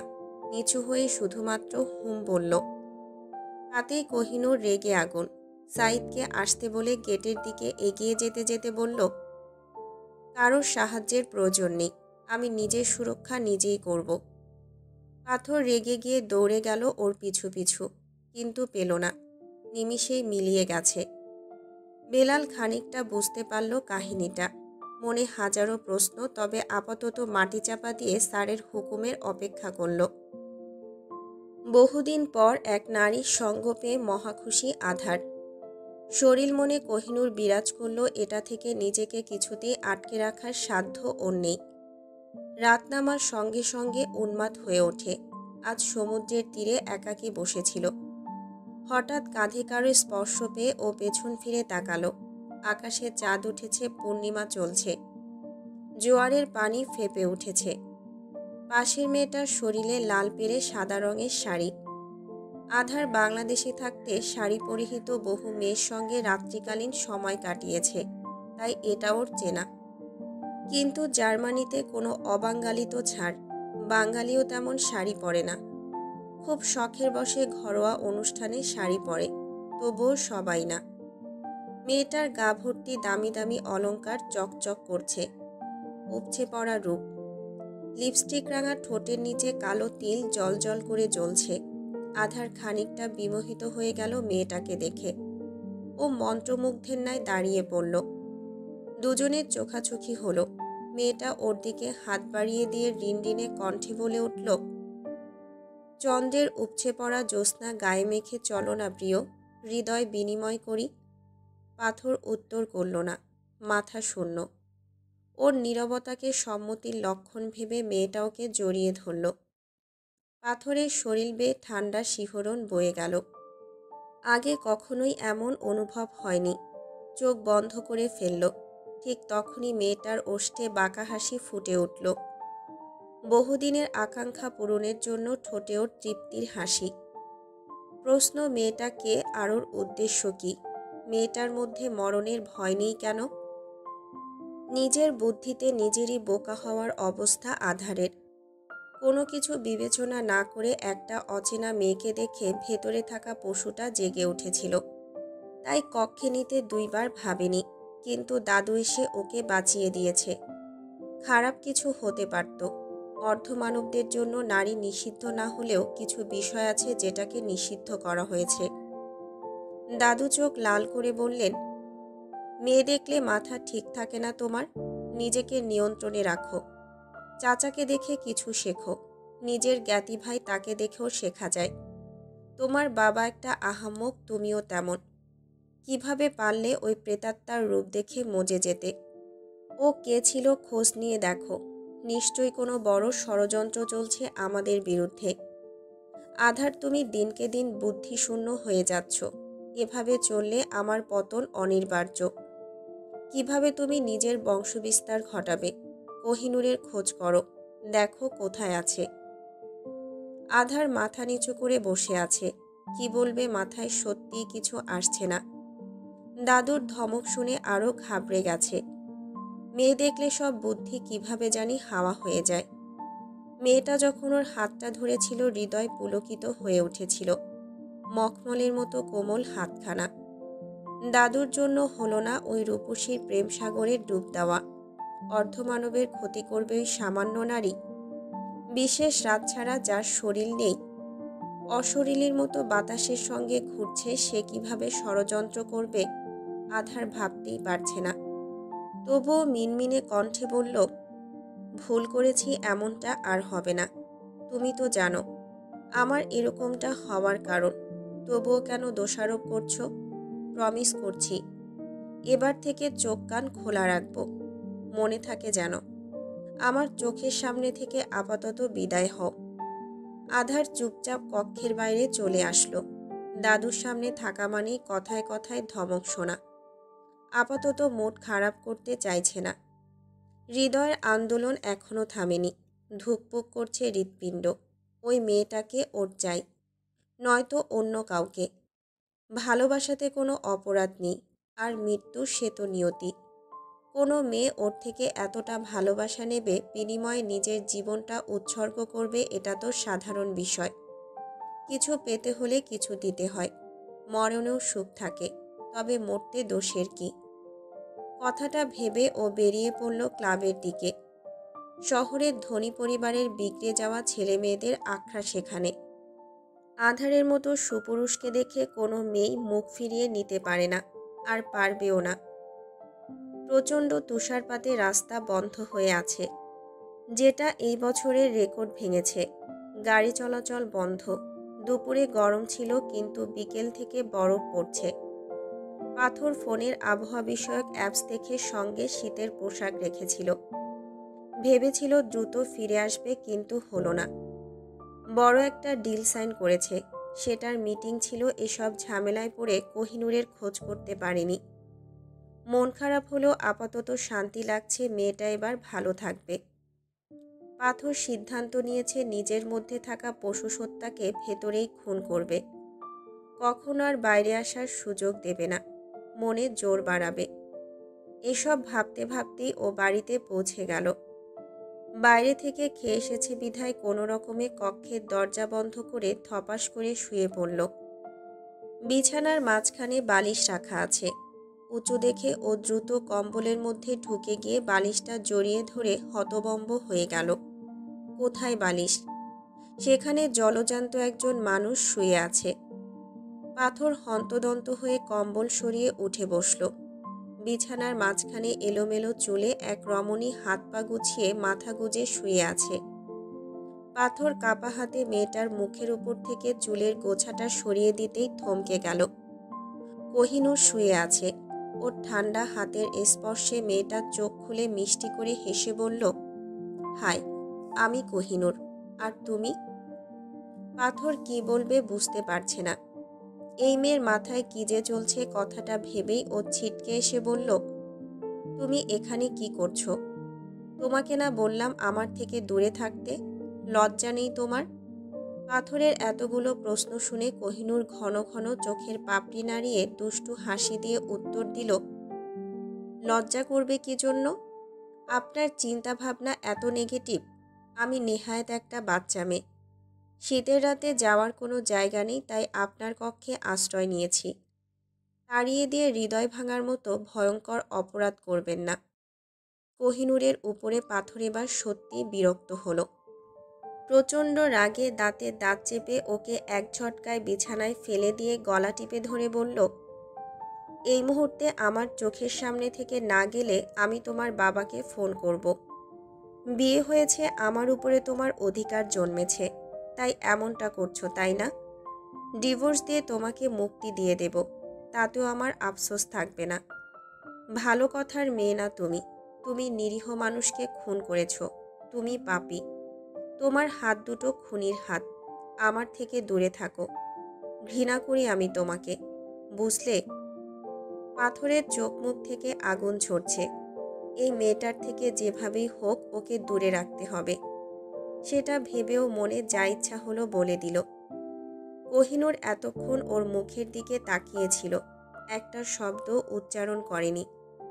জীবনে প্রথমবার কেউ ওর সঙ্গে এহেন আচরণ করেছে। ওর দুঃখ হওয়ার কথা, চোখে পানি আসার কথা, তবুও আসলো না। কোহিনূর তো অভিশপ্ত নয়, তবুও কেন দুঃখ পেলে কাঁদতে পারে না? তবে কি অভিশাপ কাটেনি? কোহিনূর এলোমেলো ভাবতেই হঠাৎ দুজনের চোখাচোখি হয়ে গেল। মেয়েটা মলিন হেসে বলল, টিভি সিরিয়ালে আপনার মতো নায়কের বড্ড বেশি দরকার। পানি খেয়ে মাথাটা ঠান্ডা করুন। পাথর এবার আরও জ্বলে উঠল। ওকে ছেড়ে দিয়ে পেছন ফিরে চোখ বন্ধ করে বলল, রাগিও না আমাকে, আমি রাগলে তোমার জন্য ভালো হবে না। এক্ষুনি চোখের সামনে থেকে দূরে যাও, কখনো এসো না। পাথর ঘন ঘন নিঃশ্বাস নিচ্ছে, চোখে পানি টলমল করছে। এভাবে বেশ কিছুক্ষণ পেরিয়ে গেল। পাথর পেছন থেকে সারা শব্দ না পেয়ে ঘুরে দেখল কেউ নেই, শূন্য বিছানা পড়ে আছে। পাথর দ্রুত ওয়াশরুমে গিয়ে খোঁজ করল, সেখানেও কেউ নেই। কক্ষের দরজা বন্ধ করা আছে। ওর মনে হলো মাথায় সমস্যা হচ্ছে। মেয়েটাকে না চাইতেও দেখতে পাচ্ছে। এভাবে চললে পাগল হতে সময় লাগবে না। পাথর চুপচাপ গা এলিয়ে দিল। মিষ্টি সেই মুখটাকে নিজের একান্তে ভেবে চোখ বন্ধ করল। দরজার ওপাশে কালো রঙের পোশাকে দাঁড়িয়ে আছে কোহিনূর। সকালে নিজের ফ্ল্যাটে ফেরত না গিয়ে এখানে এসে আস্তানা গেড়েছে। সাঈদ ওর থেকে দূরে দাঁড়িয়ে আছে। শাশুড়ির সঙ্গে আগে থেকে পরিচয় ছিল বিধায় এখানে থাকতে ওর বিশেষ অসুবিধা হয়নি। পাথরের পাশের কক্ষেই ওর জায়গা হয়েছে। যদিও শাশুড়ি মায়ের ইচ্ছে ছিল পাথরের কক্ষে পাঠানোর, কিন্তু নিজেই না বলেছে। কথাগুলো ভেবে ও সাঈদের সামনে গিয়ে দাঁড়ালো। সাঈদ ফিসফিস করে বলল, নূর, আজ না গেলে হয় না? তফসিল আছে, যদি ঠিক পেয়ে যায় তখন। কোহিনূর সামনে এগোতে এগোতে বলল, তোমার মাথা, এত ভয় কেন তোমার? আমাকে অনুসরণ করো, একদম দরকার ছাড়া কথা বলবে না। নিস্তব্ধ বাড়িতে কোথাও কেউ জেগে নেই। ডাইনিং রুমের লাইট বন্ধ, তবে আবছা আলো বিদ্যমান। কোহিনূর সাবধানে সিঁড়ি ধরে নেমে এসে বাড়ির পেছনের দরজা ধরে বাইরে এগিয়ে গেল। সাঈদ আশেপাশের খেয়াল রাখছে। চোর চোর অনুভব হচ্ছে। ধরা পড়লেই সব শেষ। যদিও এতটা ভয়ের কোনো কারণ নেই, তবুও সাবধান থাকতে হচ্ছে। দোতলা বাড়ির পেছনের দিকে বিল্ডিংয়ের সঙ্গে লাগোয়া একটা বিশাল কক্ষ অবস্থিত। সাধারণত এখানে এই বাড়ির অদরকারি জিনিসপত্র রাখা হয়।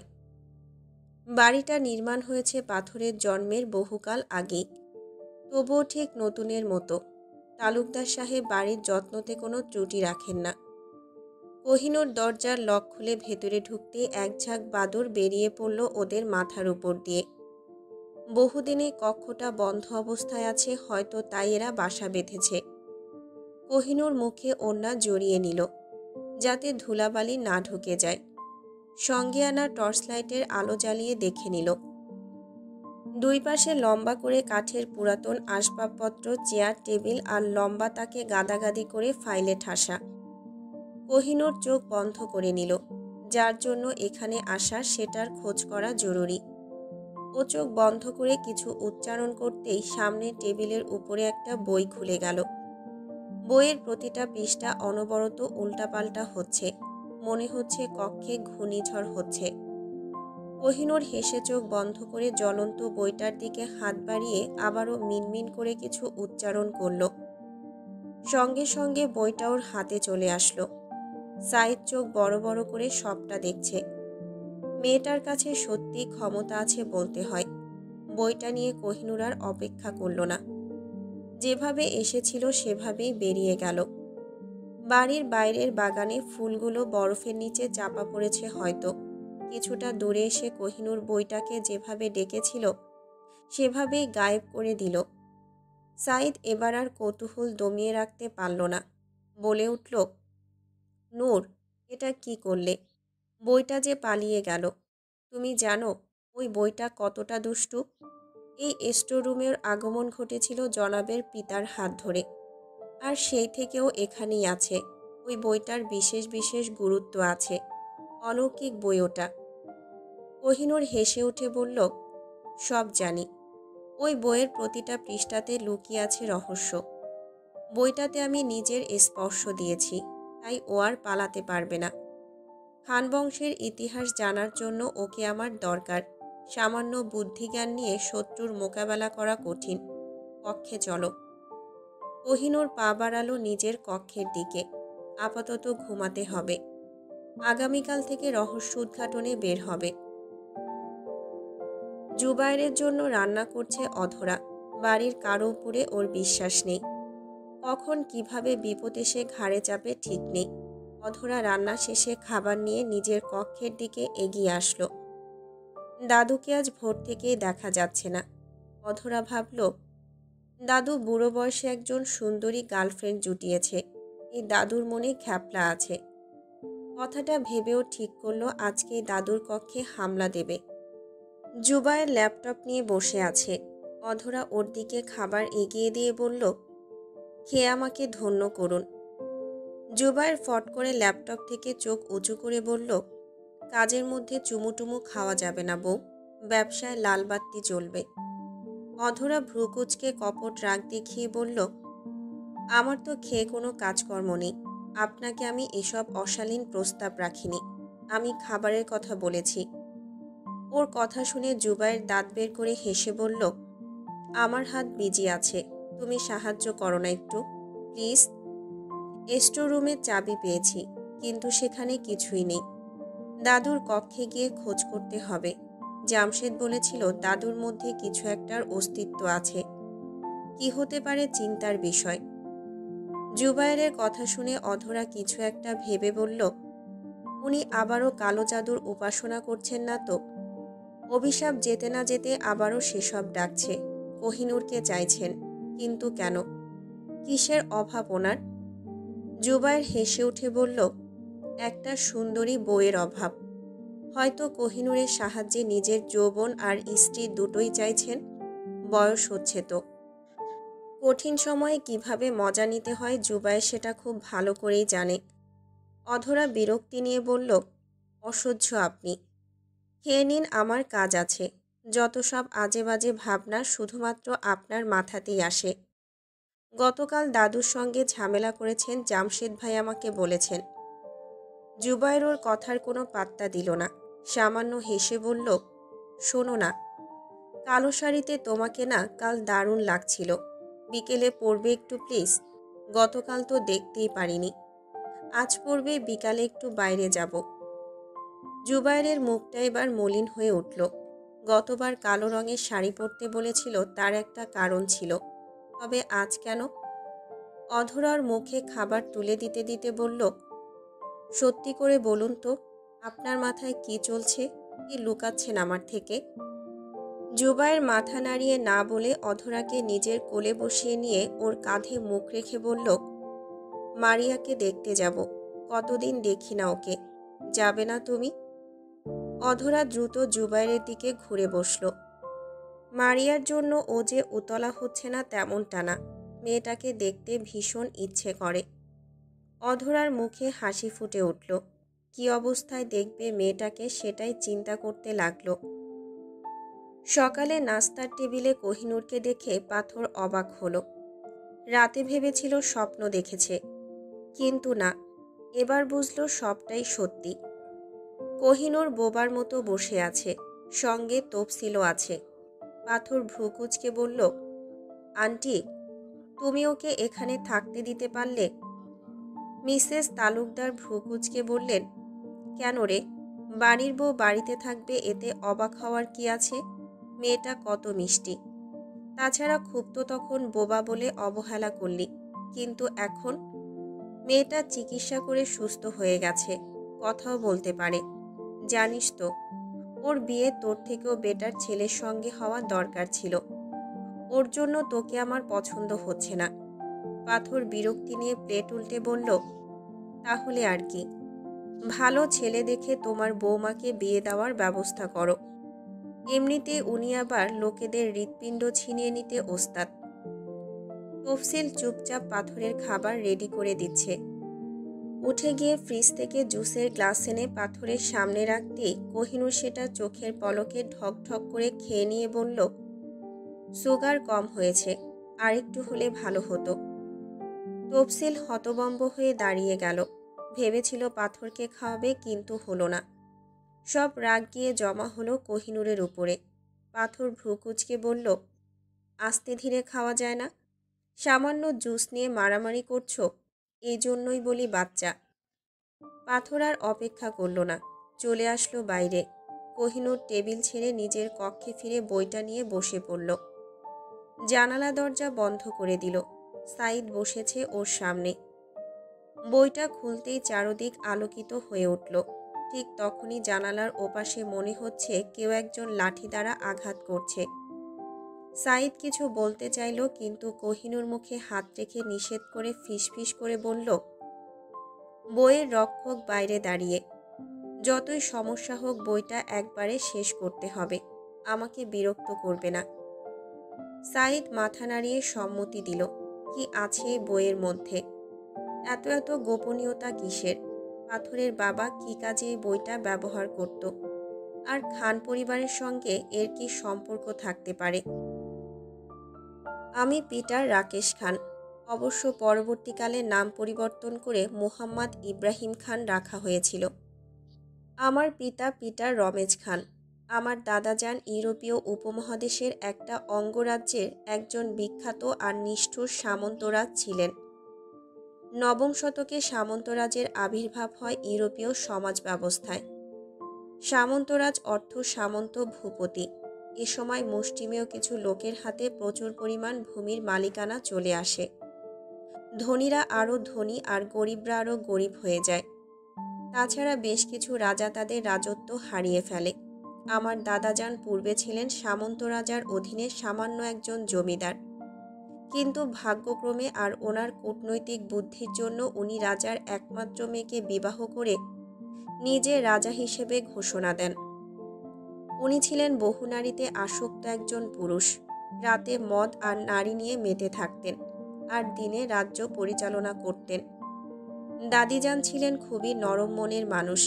গোলাকার মুখশ্রী আর খাটো নাকের জন্য ওনাকে খুব একটা সুন্দরী বলা যেত না, যদিও অন্যরা পছন্দ করত না, কিন্তু দাদাজানের কাছে তা বিরক্তির কারণ ছিল।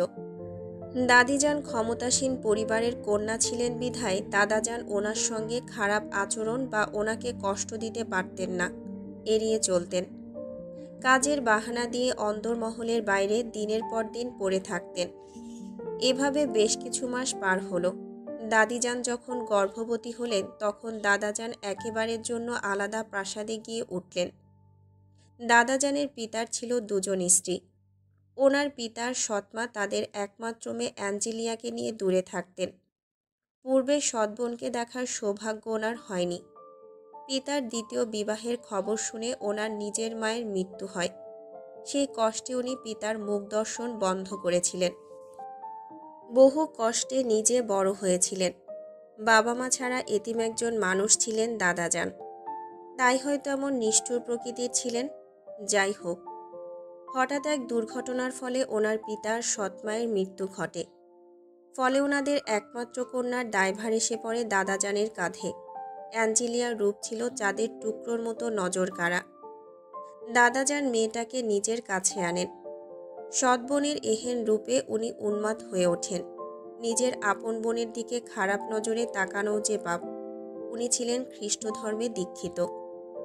যতই পরনারীর প্রতি আকৃষ্ট হন, তবুও নিজের বোনের প্রতি কিছুতেই অবিচার করতে মন সাড়া দিল না। একদিকে পাপবোধ, অন্যদিকে রূপের মোহ। কি করবেন মাথায় যেন আগুন ধরে গেল। ধর্মকর্মে উনি আরও অমনোযোগী হয়ে উঠলেন। মানুষ বলে যার শুরু আছে তার অন্ত নিশ্চয়ই আছে। লোকটা অল্প বয়সের ব্যবধানে ক্ষমতার রাজত্ব পেয়ে পৃথিবীটাকে হাতের মুঠোয় পেয়েছিলেন। অপ্রতিরোধ্য হয়ে ওঠেন। একসময় নিজের নায়েবের পরামর্শে এক ধর্মগুরুকে নিজের গোপন কক্ষে নিয়ে আসেন। আসলে উনি কোনো ধর্মগুরু ছিলেন না, উনি ছিলেন শয়তানের উপশাসক। কালো জাদু করে মানুষকে ভুল পথে পরিচালনা করে নিজের আখের গোছাতেন। দাদাজান সেই জালিমের খপ্পরে পড়ে গেলেন। লোকটা দাদাজানকে বোঝালেন পৃথিবীতে প্রেমের চাইতে সুখ কিছুতেই নেই। শরীর আর মনের প্রতি অবিচার করা অন্যায়। পরকাল বলতে কিছুই নেই। যা হবে ব্যক্তির ইহকালেই হয়ে যাবে। ধর্ম মানুষের সৃষ্টি। মানুষ প্রকৃতির সন্তান। সে পৃথিবীর অন্যান্য জীবের ন্যায় বিবর্তনের মাধ্যমে সৃষ্টি হয়েছে। ধর্ম কোনো বিষয় না যেখানে মানুষ নিজের ইচ্ছেতে ধর্ম পালন করছে। সৃষ্টির প্রতি সন্তুষ্ট থেকে তুমি যা ইচ্ছে তাই করতে পারো। ভদ্রলোকের কথা শুনে দাদাজান যেন খুশি হলেন, কারণ সবটা তো ওনার মন মতোই হচ্ছে। উনি ভুল পথে পরিচালিত হলেন। আর কঠিন এক পাপের পথে পা বাড়ানোর সাহস করলেন। বুঝলেন না পরবর্তীতে কি হতে চলেছে। অ্যাঞ্জেলিয়া ছিলেন ধার্মিক টাইপের মেয়ে। কখনো নিজ ভ্রাতার এহেন প্রস্তাবে সমর্থন করবে না জেনে উনি ধর্মগুরুর থেকে কালো জাদুর তদবির নিলেন। না বুঝে নরবলি দিয়ে পাপের দুনিয়ায় পুরোপুরি প্রবেশ করলেন। যদিও উনি গায়ের শক্তিতে যা ইচ্ছে তাই করতে পারতেন, কিন্তু উনি লোকজন জানিয়ে কিছু করতে চাইছিলেন না। মেয়েটার ইচ্ছের বিরুদ্ধে নিজের করে নিতেই এই অভিনব প্রচেষ্টা। সেদিন আকাশে চাঁদ ছিল না, মোক্ষম সুযোগ পেয়ে উনি বেরিয়ে পড়লেন একা। অ্যাঞ্জেলিয়া তখন নিজ কক্ষে ঘুমন্ত অবস্থায়। দাদাজান প্রাসাদের লোকজনদেরকে কৌশলে বাইরে বের করে দিলেন। একদিকে দাদিজানের প্রসব বেদনা, অন্যদিকে ওনার খারাপ উদ্দেশ্য পূরণের চেষ্টা। গভীর রাতে ঠক ঠক আওয়াজে অ্যাঞ্জেলিয়ার ঘুম ভেঙে গেল। ফোলা ফোলা চোখ মেলে দ্বার খুলে অবাক হলো ভাইকে নিজের সামনে দেখে। মাথার ঘোমটা ভালো করে টেনে প্রশ্ন করল, ভ্রাতা আপনি এত রাতে? ধর্মগুরু দাদাজানকে বিশেষ এক ধরনের ফুল দিয়েছিল, যেটার ঘ্রাণ শক্তি ছিল প্রখর। ওর গন্ধে অ্যাঞ্জেলিয়া বশ হবে শতভাগ নিশ্চিত। কিন্তু কেন জানি সেই ঘ্রাণ ওর স্নায়ু দুর্বল করল না। দাদাজান সোজাসুজি ওর কক্ষে প্রবেশ করে ভনিতা ছাড়াই প্রস্তাব দিলেন, অ্যাঞ্জেল, আমি তোমাকে বিবাহ করতে চাই। তোমাকে আমি ভালোবেসে ফেলেছি। আমার হৃদয়ে তোমার জন্য বিশাল এক অনুভূতির প্রাসাদ নির্মাণ হয়েছে। সেখানে তোমাকে ছাড়া আমি একা। প্লিজ না করো না। আমি না শুনতে নারাজ। আমার শক্তি আর অর্থ আছে, তোমাকে জোর করতেই পারি, কিন্তু আমি তোমাকে হৃদয় থেকে চাই। অ্যাঞ্জেলিয়া হতবাক হয়ে তাকিয়ে থাকলো ওনার দিকে। কি বলা উচিত মাথায় আসলো না। এক মন বলছে রাজি হতে, কারণ ওনার উপরে কালো শক্তির প্রভাব ছিল, আর অন্য মন বলল না, এসব পাপ, অন্যায়। দাদাজান এক পা দুই পা করে অ্যাঞ্জেলিয়ার কাছে এগিয়ে গেলেন, হাত বাড়িয়ে দিলেন ওর দিকে। মেয়েটা ছিটকে গিয়ে উত্তর দিল, এহেন পাপ আমি কিছুতেই করব না। এই লজ্জার কথা আমি কাউকে বলবো না। আপনি ফিরে যান, কখনো আর এমন করবেন না। দাদাজান ক্ষিপ্ত হলেন। মুখের উপর না শুনে এগিয়ে গিয়ে অ্যাঞ্জেলিয়ার চুলের গোছাটা চেপে ধরলেন। পুরুষালী শক্ত হাতের মুঠোয় থাকা চুলের জন্য ও নড়াচড়া করতে পারল না। দাদাজান ওকে বিছানায় ছুঁড়ে দিয়ে নিজেও লাফিয়ে বিছানায় পড়ার আগেই অ্যাঞ্জেলিয়া নেমে পড়ল। প্রচুর ধস্তাধস্তি হলো। একসময় মেয়েটা ক্লান্ত হয়ে গেল দৌড়াদৌড়ি করে, তবুও ধরা দিল না। পরিস্থিতি খারাপ হতে শুরু করলো। নিজের চরিত্রের উপরে দাগ লাগতে দেবে না বলে মেয়েটা কৌশলে ফল কাটার খঞ্জরখানা নিজের পেটে চালিয়ে দিল। মুহূর্তে চারিদিকে উষ্ণ রঙিন ত্বরণ ছড়িয়ে পড়ল। দাদাজান ঢোক গিলল। উনি রাগে ক্ষুব্ধ হয়ে মেয়েটার গালে থাপ্পড় লাগিয়ে দিলেন। মৃত্যুর মুখে দাঁড়িয়ে মেয়েটা চিৎকার করে বলল, যে শক্তি আর বল প্রয়োগ করে আপনি আমার উপরে অবিচার করলেন, একদিন এটাই হবে আপনার মৃত্যুর কারণ। চরিত্রহীন হবে তোমার বংশধরগণ, শান্তি পাবে না। যাকে স্পর্শ করবে আমার মতো পরিণতি হবে, ধ্বংস হবেন আপনি। আমার মতোই কেউ এসে নিজ হাতে ধ্বংস করবে সবাইকে। জীবন্ত নরকবাস করবেন আপনারা। কথা শেষ করতে পারল না অ্যাঞ্জেলিয়া। শেষ নিঃশ্বাস ত্যাগ করল। দাদাজান হতবম্ব হয়ে গেলেন।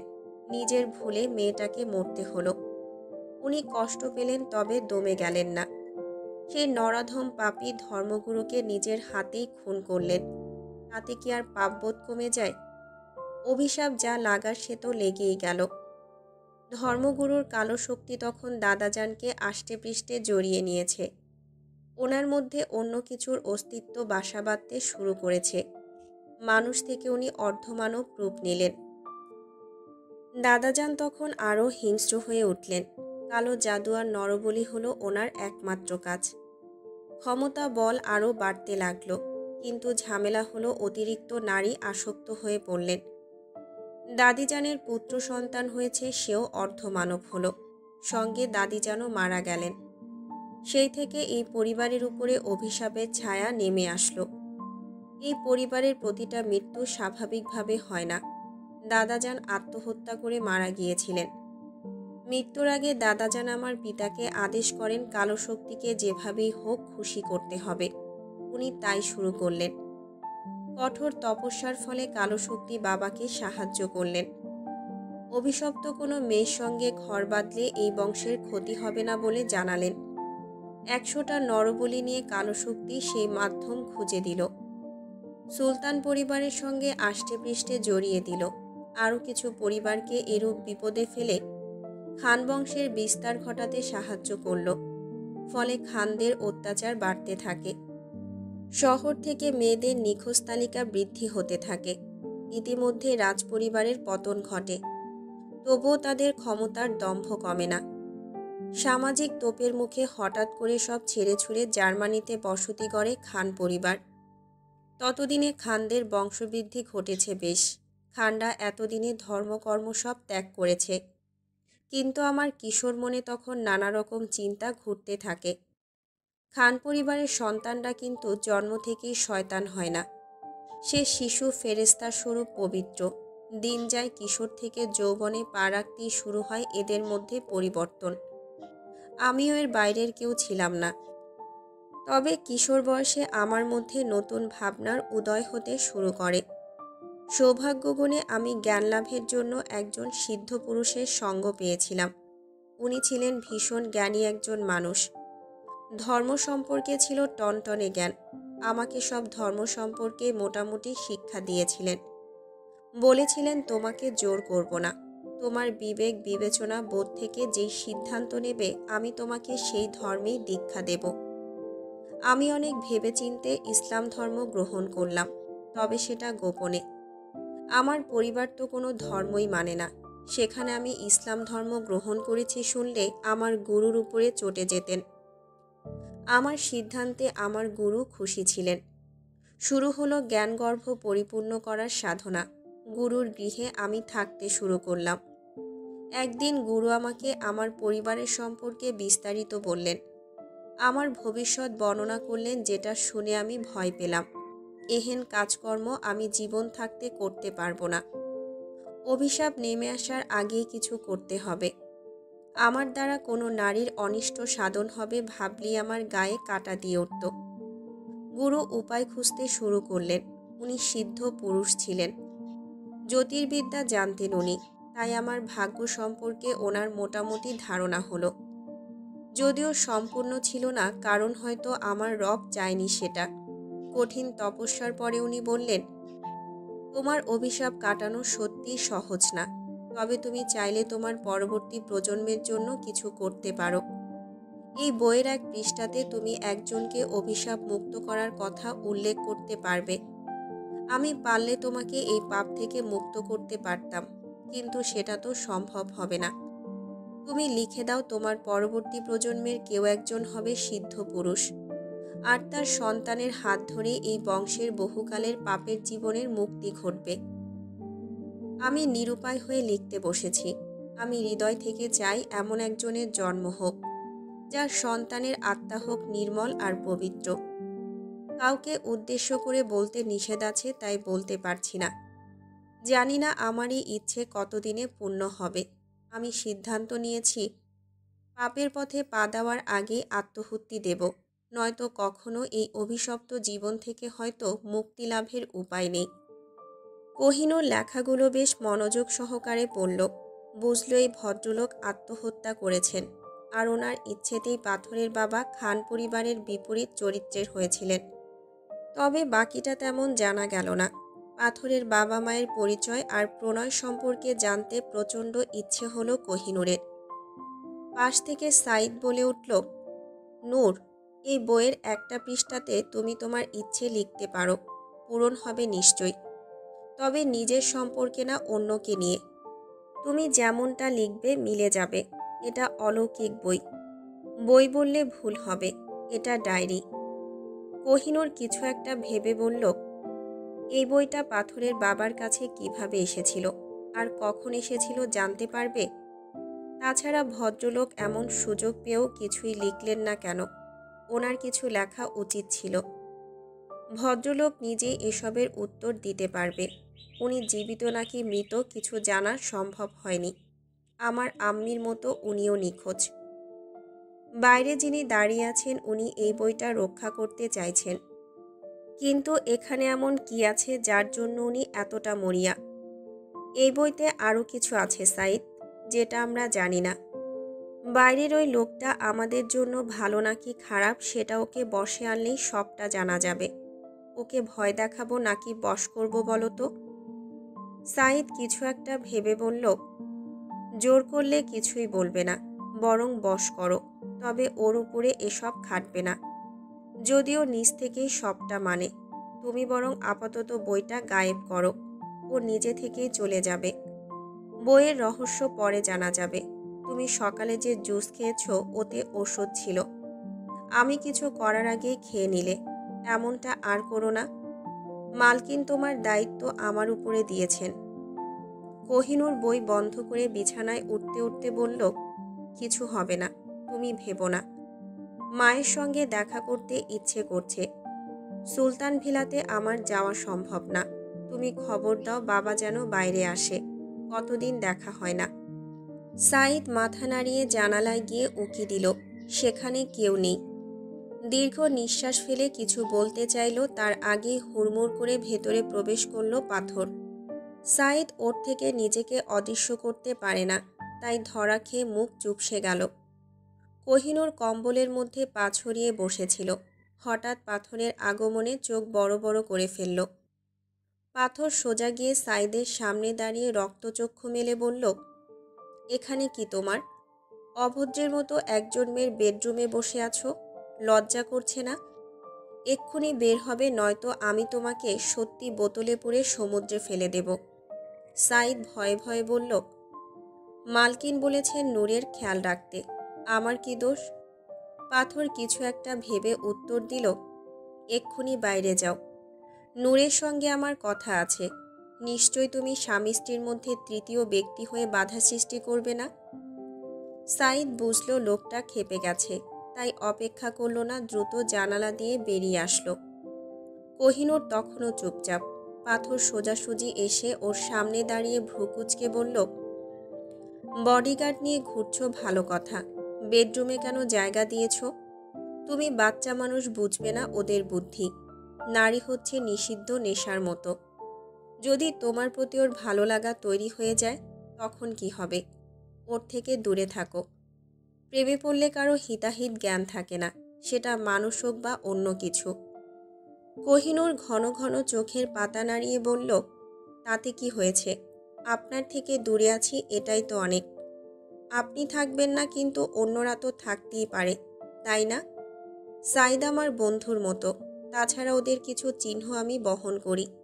আমার জন্যই ওকে রাখা হয়েছে। আমার সঙ্গেও সবখানেই যেতে পারবে, সেখানে আপনি পর্যন্ত পারবেন না। বুঝেছেন ওর গুরুত্ব? পাথর নিজেকে আর নিয়ন্ত্রণ করতে পারল না, কথাগুলোর হজম হচ্ছে না। সোজা গিয়ে কোহিনূরের দুই বাহু টেনে নিজের সঙ্গে মিশিয়ে নিয়ে বলল, যাই হয়ে যাক তুমি আমার সঙ্গেই থাকবে, আমার চোখের সামনে। তোমার সঙ্গে আমি ছাড়া আর কেউ থাকতেই পারবে না। তুমি শোনোনি, স্বামীর কথা শুনতে হয়? তাহলে তুমি কেন শুনবে না? আমি বুঝেছি তুমি এখানে শুধুমাত্র আমার জন্য আসোনি। উদ্দেশ্য আছে, সেটা পূরণ হলেই চলে যাবে। এই পর্যন্ত যা কিছু হয়েছে সেটা নিজের ইচ্ছেতে হয়নি। আমি জোর করে তোমাকে আটকে রাখতে পারবো না, তবে ভালোবাসা দিয়ে আটকে দেব। হৃদয়ের সব অনুভূতি দিয়ে তোমাকে আমি খুব ভালোবাসবো। ছেড়ে যাওয়ার আগে হাজারবার ভাববে। পাথর কথাগুলো বলে কোহিনূরের কপালে চুমু দিয়ে বেরিয়ে গেল। ভেবেছিল মেয়েটাকে চলে যেতে বলবে, কিন্তু সাইদকেও প্রচণ্ড হিংসা হয়। কেন হয় জানা নেই। নূরের সঙ্গে ওকে দেখেই সিদ্ধান্ত বদলে ফেলল। নূর শুধুমাত্র ওর নিজের, ওর সঙ্গে কোনো ভাগাভাগি চলবে না। ও চলে যেতেই কোহিনূর চোখ বন্ধ করল। অফিসের একটা মিটিংয়ের জন্য বেলালকে নিয়ে কাজে এসেছিল পাথর। মন মেজাজ ভালো নেই। বারবার কোহিনূরের মুখটা মনে পড়ছে, কাজে মনোযোগ আসছে না। যতই চেষ্টা করুক ওর সঙ্গে ভালো ব্যবহার করবে, ততই কিভাবে জানি রাগ এসে হানা দিয়ে সব এলোমেলো করে দিচ্ছে। কেন এমন হচ্ছে জানা নেই। রাত হয়েছে, বাড়িতে ফিরতে হবে, ঝড় বৃষ্টির জন্য রাস্তায় গাছের ডাল ভেঙে পড়েছে। অন্যদিকে যাবে কিনা ভাবতে পারল না। গাড়িতে অনেকক্ষণ বসে থাকতে থাকতে বিরক্ত হয়ে পাথর চোখ বন্ধ করে নিল। বেলাল কিছু একটা ভেবে বলল, স্যার আমি একটু বাইরে থেকে আসছি, দেখি কোনো ব্যবস্থা হয় কিনা। পাথর উত্তর দিল না, তবে চোখ বন্ধ করেই দরজা খোলার আওয়াজ পেল। তারপর সবটা আবারও চুপচাপ। বিদ্যুৎ চমকাচ্ছে, আলোক রোশনি এসে গাড়ির কাছে এসে ঝলসে দিচ্ছে। প্রবল বর্ষণ কমে হঠাৎ গুড়ি গুড়ি বৃষ্টি শুরু হলো। পাথর দ্রুত উঠে বসে আশেপাশে বেলালকে পেল না। ছেলেটা কোথায় গেছে দেখার জন্য গাড়ি থেকে নেমে সামনে এগিয়ে গেল। দূরে দুজন মানবী দাঁড়িয়ে আছে দেখে ওর ভ্রু কুঁচকে গেল। সামনে যতই এগিয়ে গেল ততই চোখ ছানা বড়া হয়ে যাওয়ার জোগাড়। কাছাকাছি এসেও হতভম্ব হয়ে গেল। বেলালের সামনে ধারালো খঞ্জর হাতে দাঁড়িয়ে আছে কোহিনূর। মেয়েটার চোখে মুখে কি হিংস্রতা, ওষ্ঠে বাঁকা হাসি, যার অর্থ পাথরে জানা নেই। মেয়েটা কি বেলালকে মারতে চাইছে? কিন্তু কেন? এত কিছু না ভেবে পাথর চিৎকার করে বলল, নূর, ওকে মারবে না। এতটা নিষ্ঠুর কেন তুমি? ওকে ছেড়ে দাও, নয়তো ভালো হবে না। কেন নিরীহ মানুষের প্রাণ নিচ্ছ? কোহিনূর পাথরের কথার উত্তর দিল না, চালিয়ে দিল খঞ্জর। কিন্তু হাওয়ার গতিতে পাথর গিয়ে ওর হাতটা ধরে ফেলল। সামান্য হলেও খঞ্জরটা বিঁধে গেল বেলালের বুকে। পাথরের ছোঁয়াতে কোহিনূর ততক্ষণে ছিটকে পড়ে জঙ্গলের দিকে দৌড়ে গিয়ে অদৃশ্য হয়ে গেল। বেলাল ভয়ে জ্ঞান হারিয়েছে। পাথর চোখ বন্ধ করে ফেলল। ভাবল ওর নূর কিভাবে এমনটা করতে পারল।